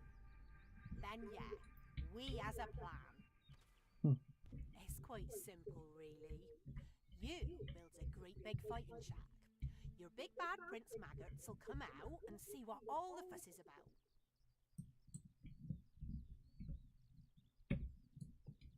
Let's put one there. Do a tower. Allow me to explain my plan. It's clearly beyond the verbal capacity of the barmaid. Mamless is a member of the royal family, a family well known to enjoy blood sports. Indeed, his father is the renowned warrior king, Olan. The man loves combat in all its glory, particularly tournament combat. And so it can be deduced that in order to attract the attention of the royal household, we, or rather you, shall build a combat arena of such magnitude that the nefarious heir presumptive will be unable to resist its bellicose charms and slither out from under his rock straight into the forked tongue of our lightning trap. Lot of hot air there, if you ask me. All you needs to know right now is, you you've to build a ruddy great big fighting space and get your hand dirty fighting anyone who wants some. Well, Right, let's just get auto get done. yourself over to the spot we've chosen and you can get cracking. There it is. This is a little bit bigger than your usual constrictions. You've got to make this thing impressive enough to get a crowned hobnobber in. That Prince Malmus won't come out to play at any old combat arena. What you need is an arena big enough for 100 spectators. Yes? Quite.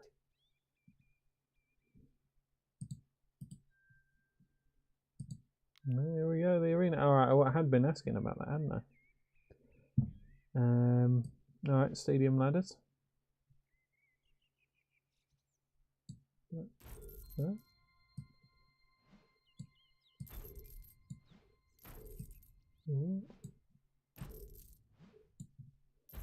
So I do always feel creative. It does lend itself to creativity, this game. I like things that snap more, and you know, just the absolute sort of primordial soup of chaos to me doesn't breed creativity so much. Wait, or do we have two? That should be more like it.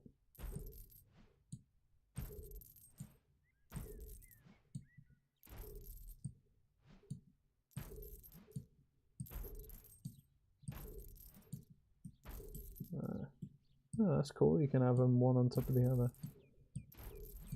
Wonder if having a humongous amount of people.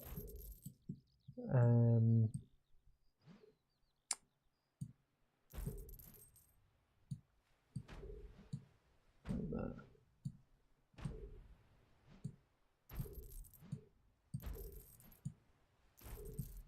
And the arena was always a great part of Fable. All the Fable games had an arena or arena inspired part of the game. Ooh, I don't know how I need to go up there.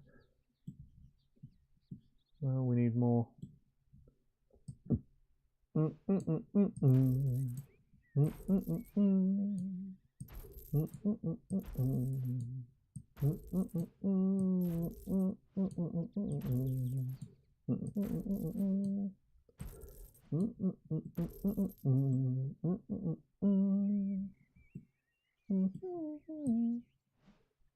There it is.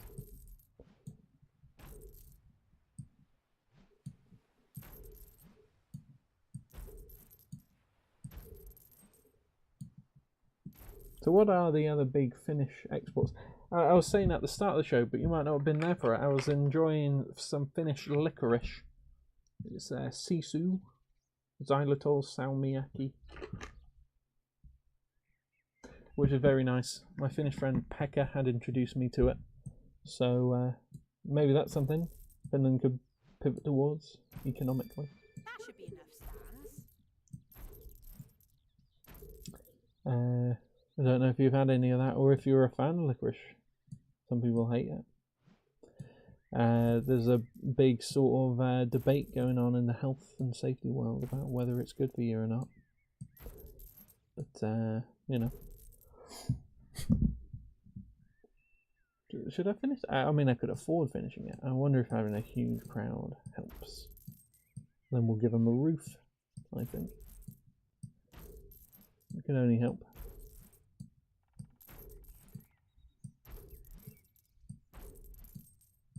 So it's SISU, the brand I've got. I don't know if you've had it. But as I say, my friend Pekka is very keen.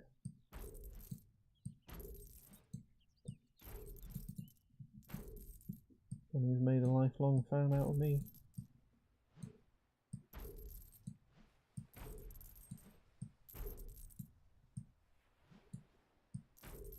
There we go, keep building.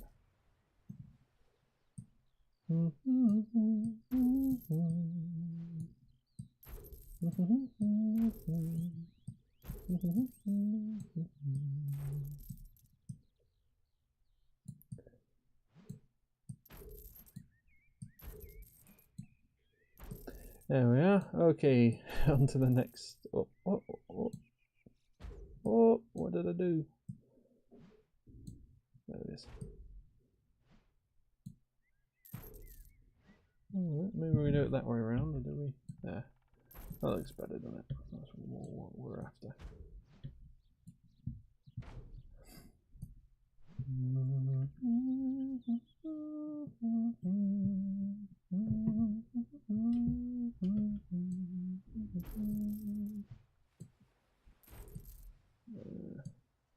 I mean, these aren't really roofs, are they? They don't keep the rain out.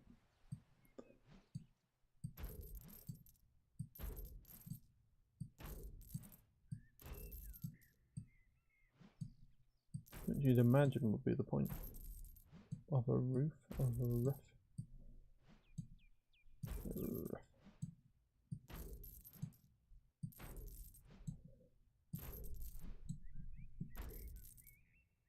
Oh, that's quite the arena.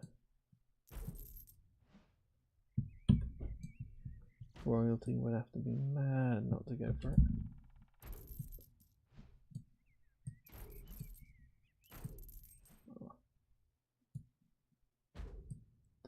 Let's put the corners in first, like it's a jigsaw. I hope everyone finds this slow building of a an arena fascinating. And this is, of course, what you could be enjoying if you buy the game. I think you should buy the game. I've been enjoying it. Oh, I keep grabbing this. There's room for improvement, but it's in the early access. So they're supposed to be, really. And you're supposed to be able to tell them. But, wow, look at this. And this will feel like playing a Fable game. Which, as I say, I've been enjoying this for its own merits, but every now and then you want to get that feeling like, alright, if these are the devs, or some of the devs are also at Microsoft, you want to see, do they still have what it took to make those games we all loved? And just seeing this, it's given me those feelings again. I'm excited for what this will end up being like. Oh, look at that. Decoration, what's in there? Oh yeah, all of this stuff.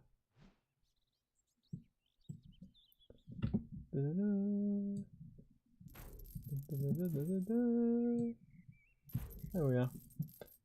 Alright. I mean, we were supposed to be done a while back, but yeah, you bet. To battle. Tomorrow? Oh, we've already done the other day. If you build it, these up and come. I have studied the text in the Arcadium library. There is nothing more to do here but prepare for combat. Suit yourself. Alright, here we go. Alright, well, we'll do 2 nights in one day. It's quite a lot for me. Lord favours. All incoming waves. Big attack.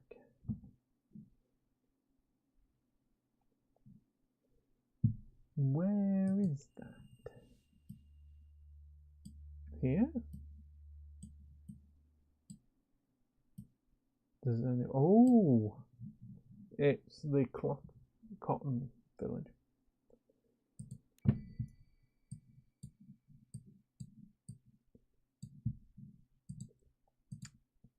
Right.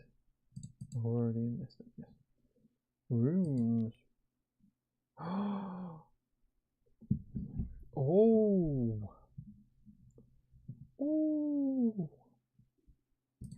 Let's give that a go.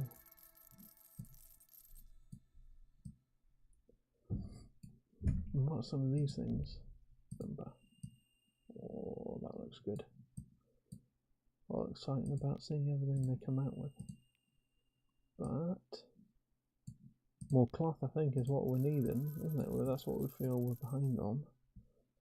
And then might as well get money for it. Food is always behind because we never get so much money for it, so we'll boost the money we get from food.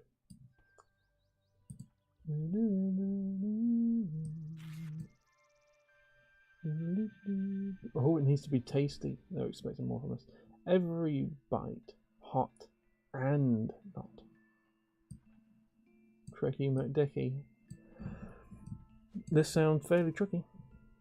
So what would be not hot if we had anything like ice? Dairy. Cheese can be hot. Egg can be hot. So let's not pretend. Obviously, spice can do the hot. Hot and hot.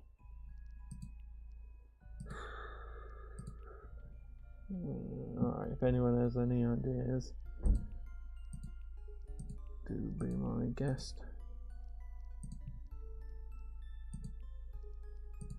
Could be cool.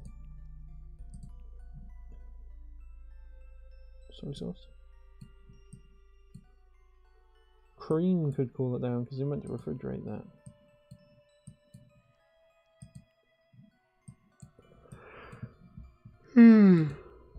Oh goodness me. I might have to shuffle before too long. Alright, let's use globule. We've never used globule. And we'll use chicken. We'll have a creamy chicken. Cream. And spice. Plenty of spice. Hot sauce. Oh, it's got to be all the way up there. Goodness me. Alright. Vegetables. Yes, and then we can put a pie top on. That's a mighty complex product. It's mighty complex, but how else would you expect it to get tasty? You know what you're doing. This isn't... He's not so keen. Hot and not. Oh. Sweet. Could be sweet. Icing, because it has the word ice in it. Could be. Oh, and by the way, does anyone have any ideas about the Ambience hours?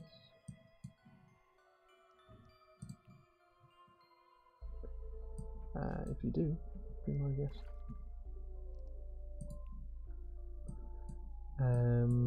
Yeah, I've got a couple of ideas. Already nourishing. So I'll do... Is that icing? Square icing. What we want. Tasty.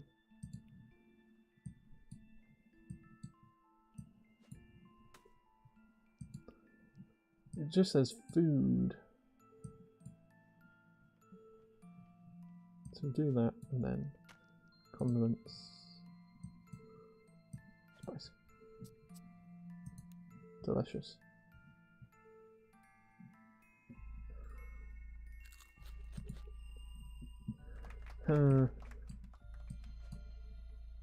Alright, let's just put that. Spice.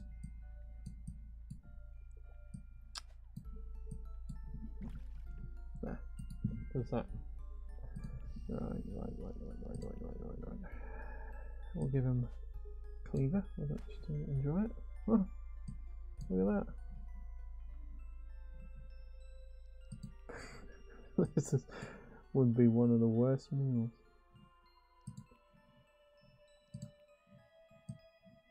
I mean, what is not hot, if not icing? It has the word ice in it.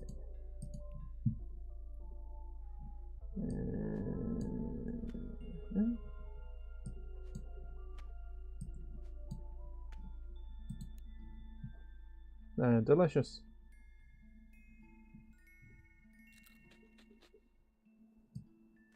Every bite, hot and all.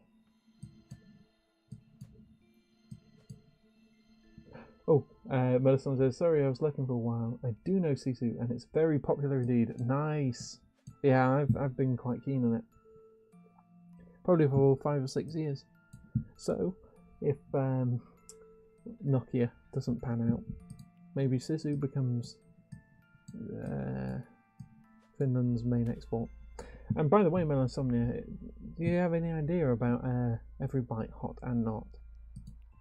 I think this stuff gets us like 1 smile. But, is it market?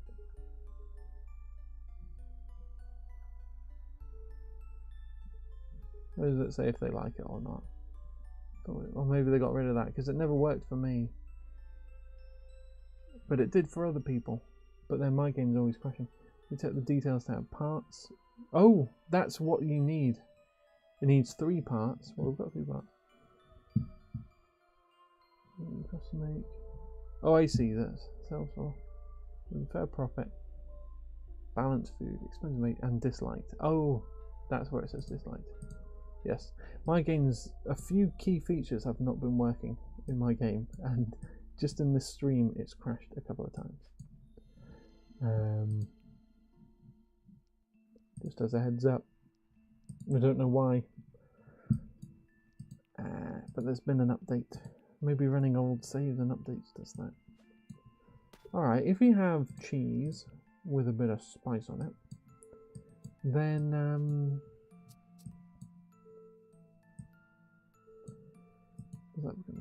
shunned. Is that even worse? Let's see. Oh, no. Alright. Yeah. Shunned. Disliked. Right, so having is loose spice. So if I just do that, that's shunned. And if I just have hot sauce, disliked. So the loose spice doesn't work. Let's do cream and hot sauce. Creamy hot sauce. Disliked. I forgot to check if cream helped. Disliked, it does. I did not know shunned was an option. Well, it is now. Okay. So cream counts as cold. Let's check icing.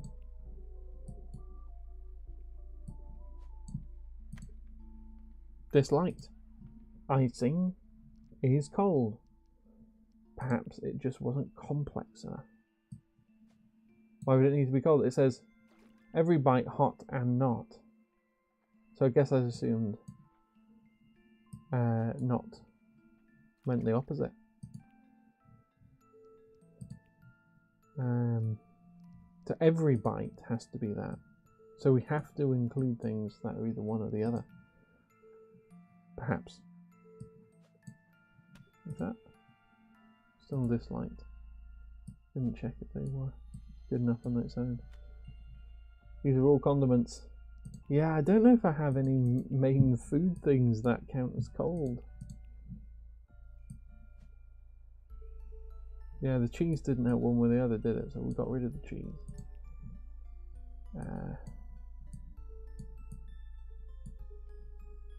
I mean, maybe have it in a bowl.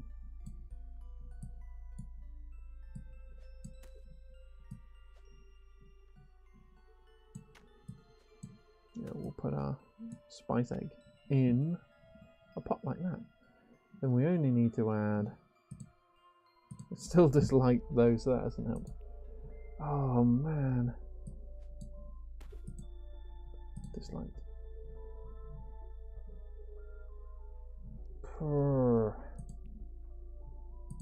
Pies and soup. Filling. Tomatoes are not hot, are they? Doesn't help though. Onions are, if you get an English onion, they're spicy. But they don't count it that way, perhaps. Still disliked. Just throw everything at the... No. Oh. Weapons. the foundation is like, it might not be impossible to improve. That's a good point.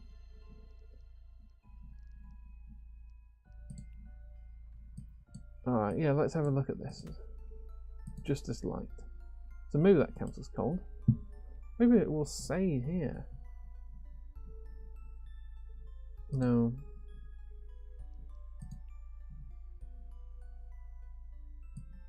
That was...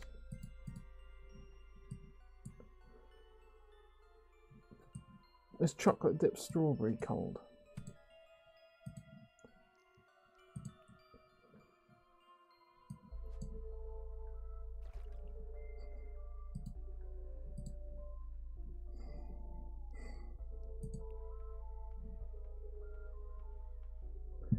Oh, we're gonna let Tricky McDicky down, but we really needed it on one side. Tweaks. What's in there? What's in there? What if we have the spicy thing, but we'll give it a cool colour?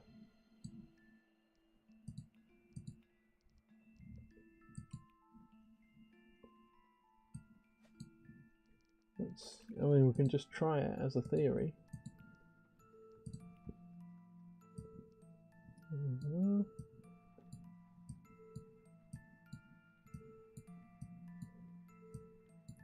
Like an ice blue.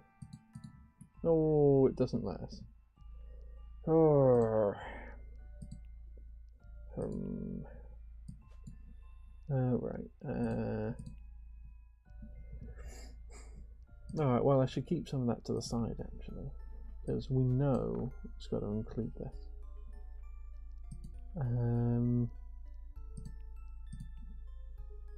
This neither helps nor hinders, doesn't it? Shunned. No, maybe it hinders. What does it say for just hot sauce? Disliked. So that does improve it from shunned. And that doesn't tank it, but it doesn't help. But it gives it extra... Look, it bumped it up by basically 2.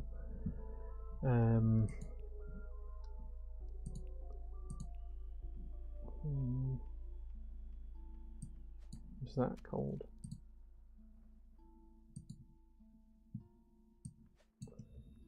I'm not sure. I know, if I put it to the side. Whoops, where did it go? Dislike.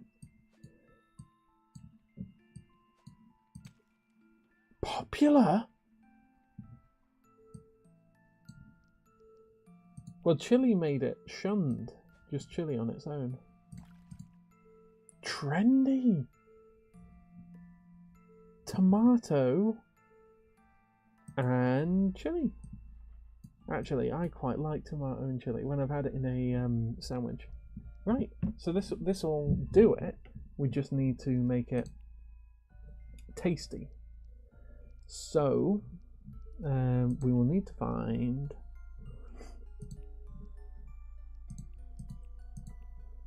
possibly we'll put it in a pie bowl, or this is high quality bread, so that can do well. Just more tomato and chili, that's a fair point. Alright. Tomato. And then we'll just save some so we can. Whoop. And then condiments.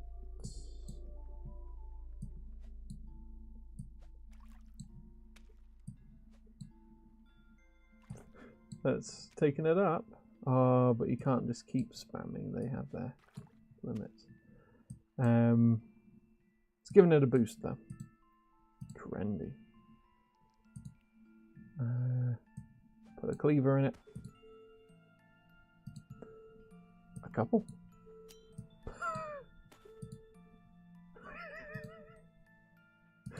Yeah, alright. He chopped his own head. What? It lied. It's not trendy. Oh, it was lying to us. Chili to hide the cleaver taste, yeah. Well, it didn't for him in the end. Oh, Gutting. So I think the cleaver, because if I just do a cleaver, look, shunned. So they don't like the cleaver. So how am I going to make it hot and not? Well, a simple kickstand. Dislike, so it doesn't, yeah, that doesn't ruin us. What if I adjust? So if I just do chili though, look. Disliked. Oh, sorry. If I do that, just chili. Oh, it is just disliked. Oh, okay. Oh, I should bring the cake stand back. Oh, where's the cake stand? Tomato and hot sauce. Yeah, when I did just tomato and hot sauce, it was trendy, but it wasn't tasty. So they would have liked it were they willing to give it a go. But they're too pretentious. And I couldn't just keep spamming them until they got enough. Sadly.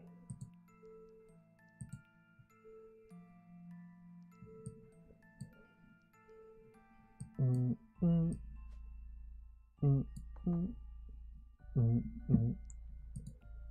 we want savory tomato.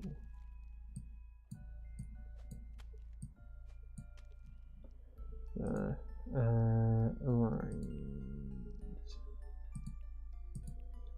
What else?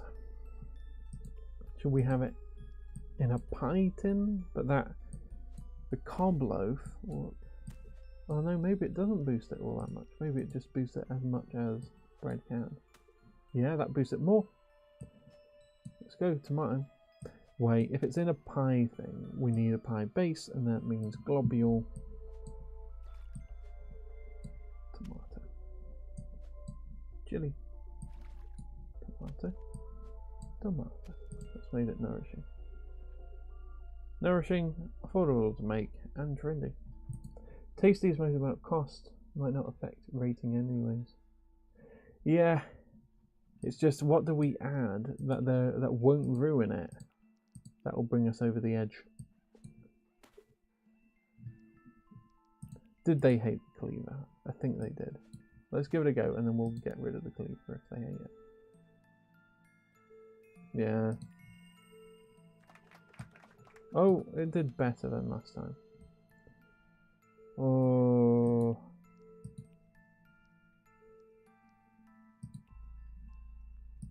What if we use a cob loaf on top?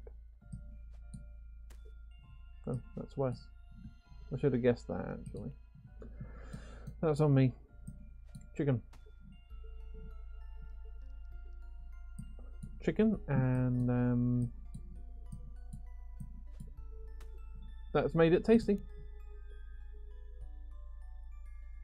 No. No good. This is a tough puzzle. Do we bin it all? Maybe. Oh, I think as you said, the base makes it or break it. Because it requires it being tasty, it's tough messing around. Well, that only adds 4%. I mean, it's better than nothing. SpongeBob.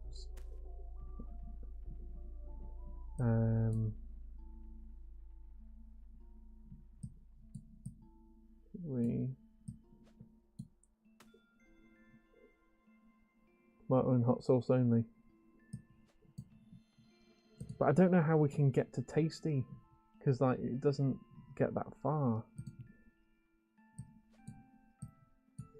And yeah, chilies didn't hurt though, so I'll add a few chilies. Oh, we're going to get all the way up to balanced. We won't. This is a test. Ah, good point. Okay. So we've already got to balanced. Maybe there's a feature.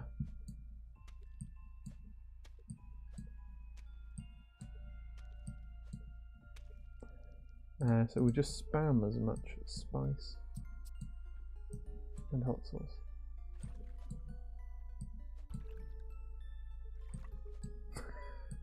We're nearly gotten to tasty. Oh, there. Okay. Doesn't like it.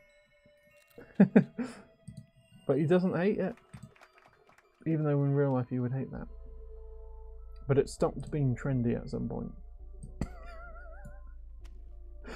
I can see the point why it would not. This would not be trendy.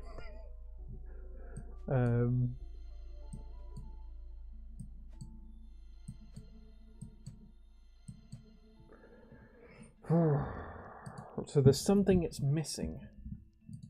Kind of. Or we just need to branch out. We need to add more things. So tomato. Deconstructed salsa.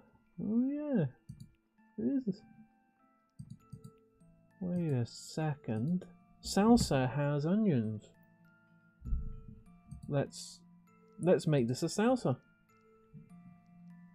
You're onto something. So we'll need a spoon, but we'll do that later. We will have food. Is it savoury? Savoury. We'll see how they react to tomato and hot sauce, one each. But they don't even let us react until we get to tasty. So we need to. We can do a bowl. Use globule to make it a sauce. We'll add tomato, hot sauce, chili. Throw in the spoon.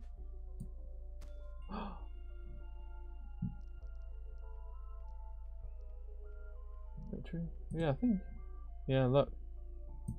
Doesn't let us in. Disliked though. It's already gotten to disliked. Cream. Disliked. More hot sauce. Disliked. Ugh.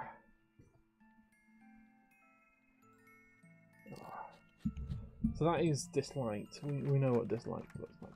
Okay, so what we can do is we check the details. So that's disliked. If I add in hot sauce, still disliked.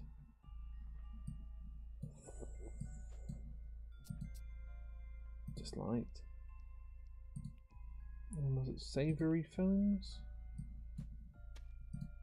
Disliked. So they don't like the bowl. It's a tomato. So the tomato is popular. Still popular. Popular. Lettuce, it remains popular when it has lettuce. Let's get as much. Onion? Onion, popular. Trendy. That improved it. Does that help? The meat doesn't stop it. Does that help? Still trendy. And then we can add chili.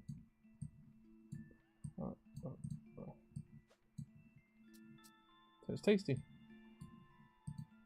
Trendy. I'm going to do hot sauce for a good measure. Look at that. Why did it say trendy? Although, as you said, is that just...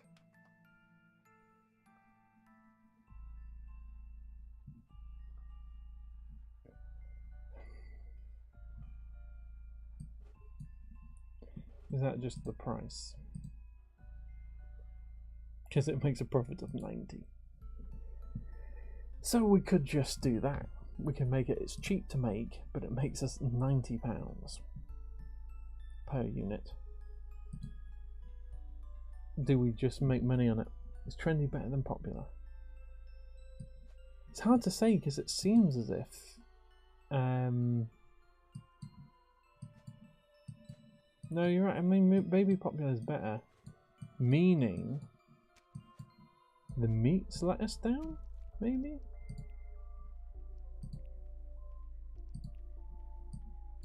Well, yeah. Do we just keep adding as much of this as continues to affect popular.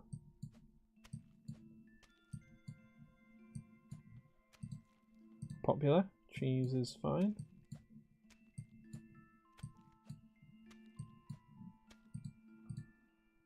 Still popular.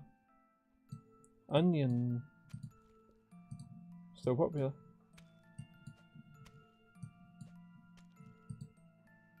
Trendy. So you're worried that means it's gone down.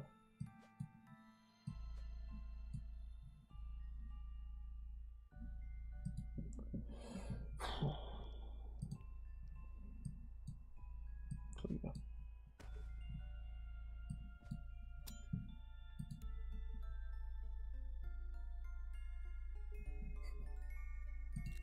Right, I understand. But it says popular here, so this doesn't tell us whether or not they like it. That's annoying. That tells us something about how much money it makes, that sort of thing. It's annoying, innit? What can you say?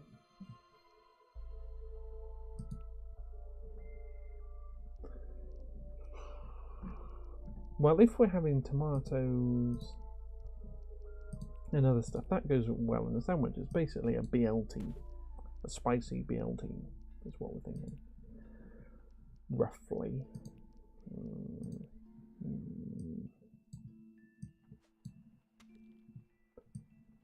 So what does every bite hot or not mean? You're right to be asking the questions. Is there something every hot and not? Yeah. Hot and not.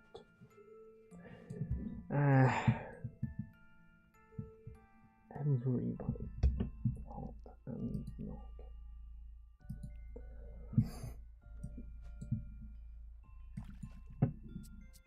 Is it just about balancing the amount of hot and not items?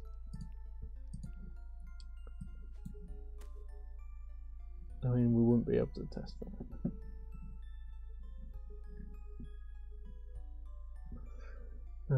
Is it something that bites? Something that is in bits? Like the rat. The rat bites. And they do find it funny, forcing people to eat rats. So, still trendy. Let's throw in plenty of rat.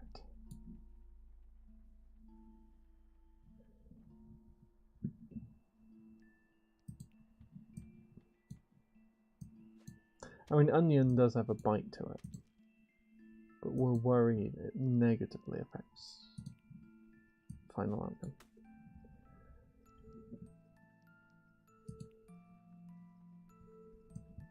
What does cream do? Still trendy. Honey? Still trendy. Soy?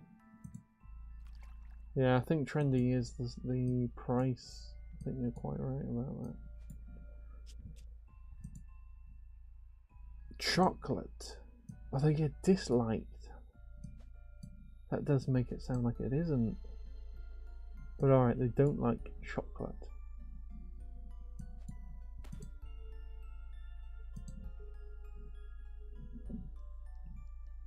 And they don't want cutlery. Oh, that annoys me. Gerrington. A couple. Trendy.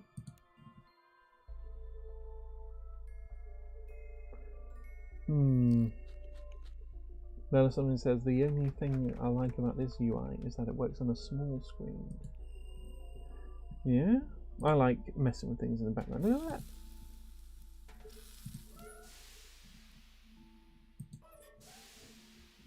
that. I wonder if there's Easter eggs that Indeed.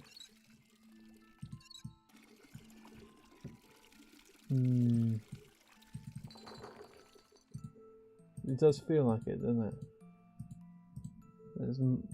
There'll be something we're missing.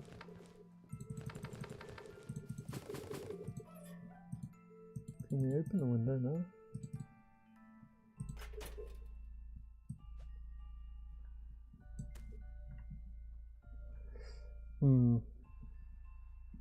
Well, somebody says, you wonder if they wanted to make it a mobile game. Yeah, they may still.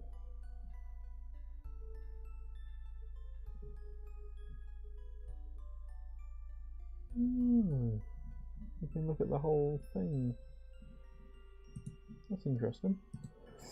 Yeah, they certainly will branch out at some point. Whether it was meant to be exclusive. The UI would work on mobile. It's true. I think a lot of people just develop desktop stuff with mobile looking stuff. It's like, I remember Wikipedia was pushing that for ages. There's a UI which they had obviously developed for mobile, and they were trying to push it even when I was just on my PC, and it annoyed me so much because like, this is not good. It looks worse, and it's essentially hard to use. Everything's so big and it always gets in the way. I hate it, but some people just feel, especially when there was that whole smartphones were everywhere, you know. I guess they still are, but it was the idea that smartphones are trendy and cool. It was like that. It's like, oh, this looks smartphone compatible. That all look good. But I think that trend's gone now, isn't it? So they really should move on if that's what they're doing. So I think, yeah, they probably are testing it on PC because you'll get more Fable fans who are on PC. Make the bigger row heights on mobile. Yeah, and this sliding thing never works. But you're right. If I was using just my finger and I was like, that would work.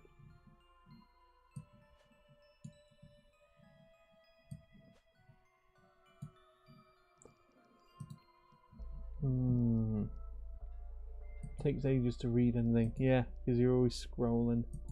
And Melisande says, drum roll.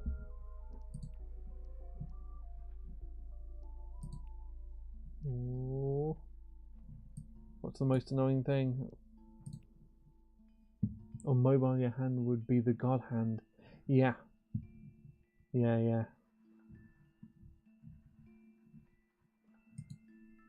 It's true.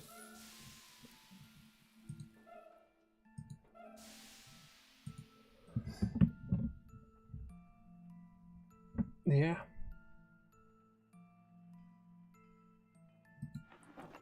Oh, you can open that up drawer. Yeah, it could be. Because you're right, there's plenty that's annoying about it. Alright, let's oh, it's past midnight in the UK. Oh, I've got lost just trying to make a spicy, not spicy pie. Put in some of that X.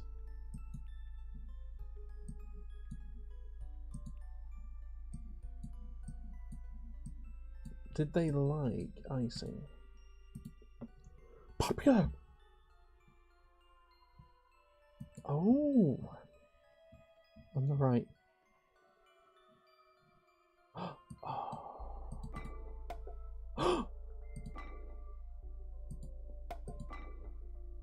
Oh, that's very cool.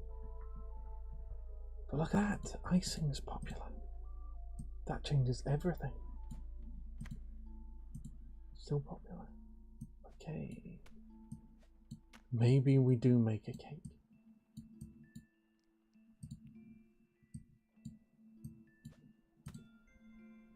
Just like. But when we do this, it's trendy. Yeah, that does make it seem like trendy is worse than popular. Okay. We're learning.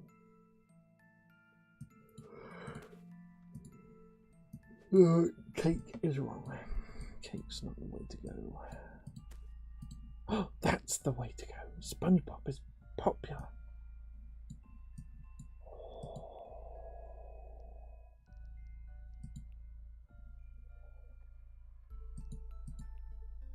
Do they want a soup of some sort? I can't help but wonder. It really makes me wonder. Nope. We don't want globule in the very least. Vegetable stock. Rat stock.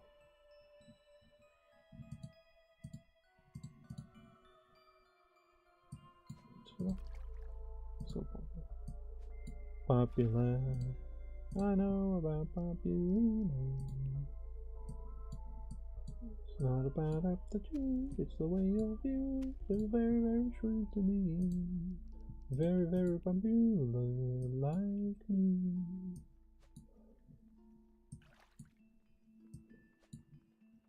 And tomatoes. We haven't added any tomatoes yet. And protest. You're the center. That made it won't go down. What made it go down to trendy? Was it the spice? But they liked the spice before, and now it's all just cold. Don't understand. Oh my goodness. It's popular with oh my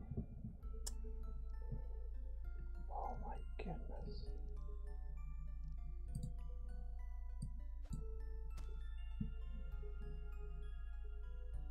Yeah, that's taking it down to trendy. Ladle. Trendy. Nice. Trendy. They don't want any cutlery. Even though that just takes it way up on here. You've just got to do it the hard way.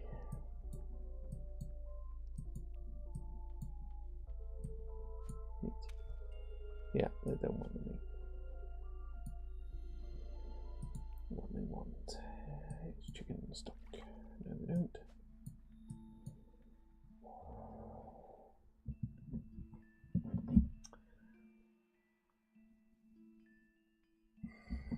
Alright, I'm thinking we're not going to solve it. And I gotta hit the hay. So I'm going to put onions. Oh, that's really taking it down. I'm going to put spice. I'm going to put a cleaver in it.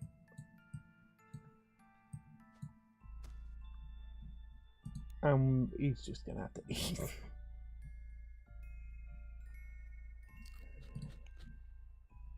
Yeah, no points, but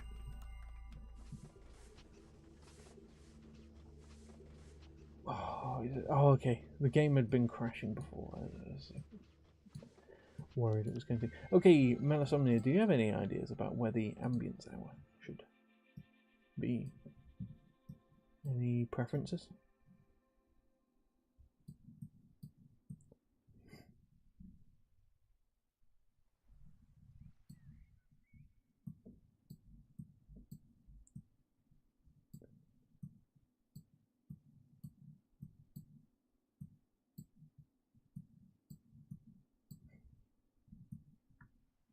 I mean, the lake doesn't have much movement, does it? Water chickens? I could possess a chicken.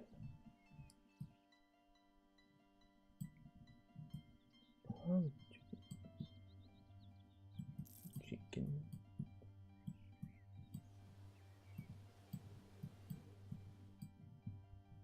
Not the river chicken necessarily. Do you think he's still there? I mean, the hero chicken disappeared though, tragically. Don't know if you remember. Oh no! This chicken never got to escape. Oh.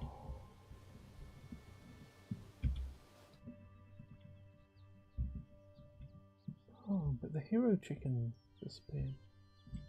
That chicken didn't. What a cruel fate. Alright, so we've got to be careful with the chickens. They can get stuck. Alright, chicken by the lake. I mean, is this good, or do we want to be over the bridge?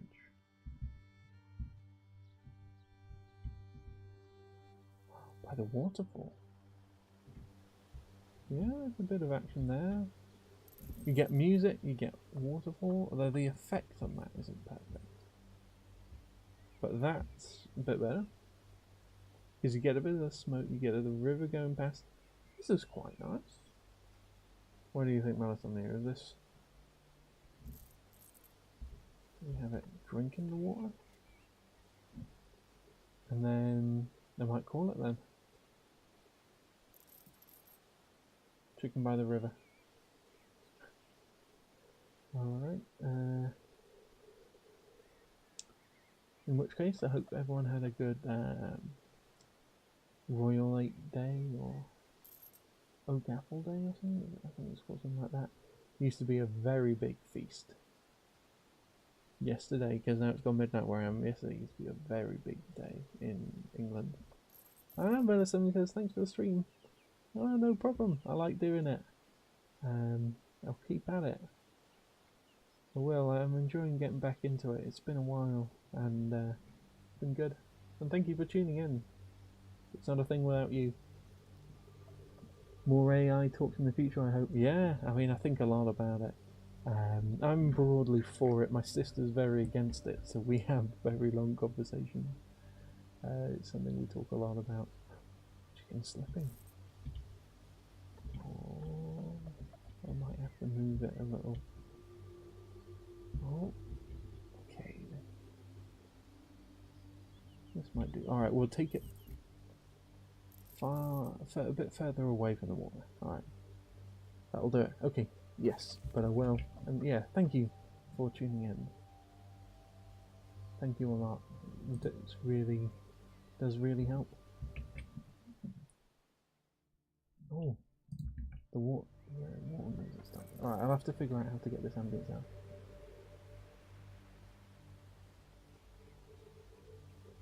Somebody says staying very against it. Not against automation, but not a fan of autocorrect. Have a good sleep? Yeah, you too. Although it'll be a little earlier in Finland, but when you do go to sleep, hope you do as well. Have a good one.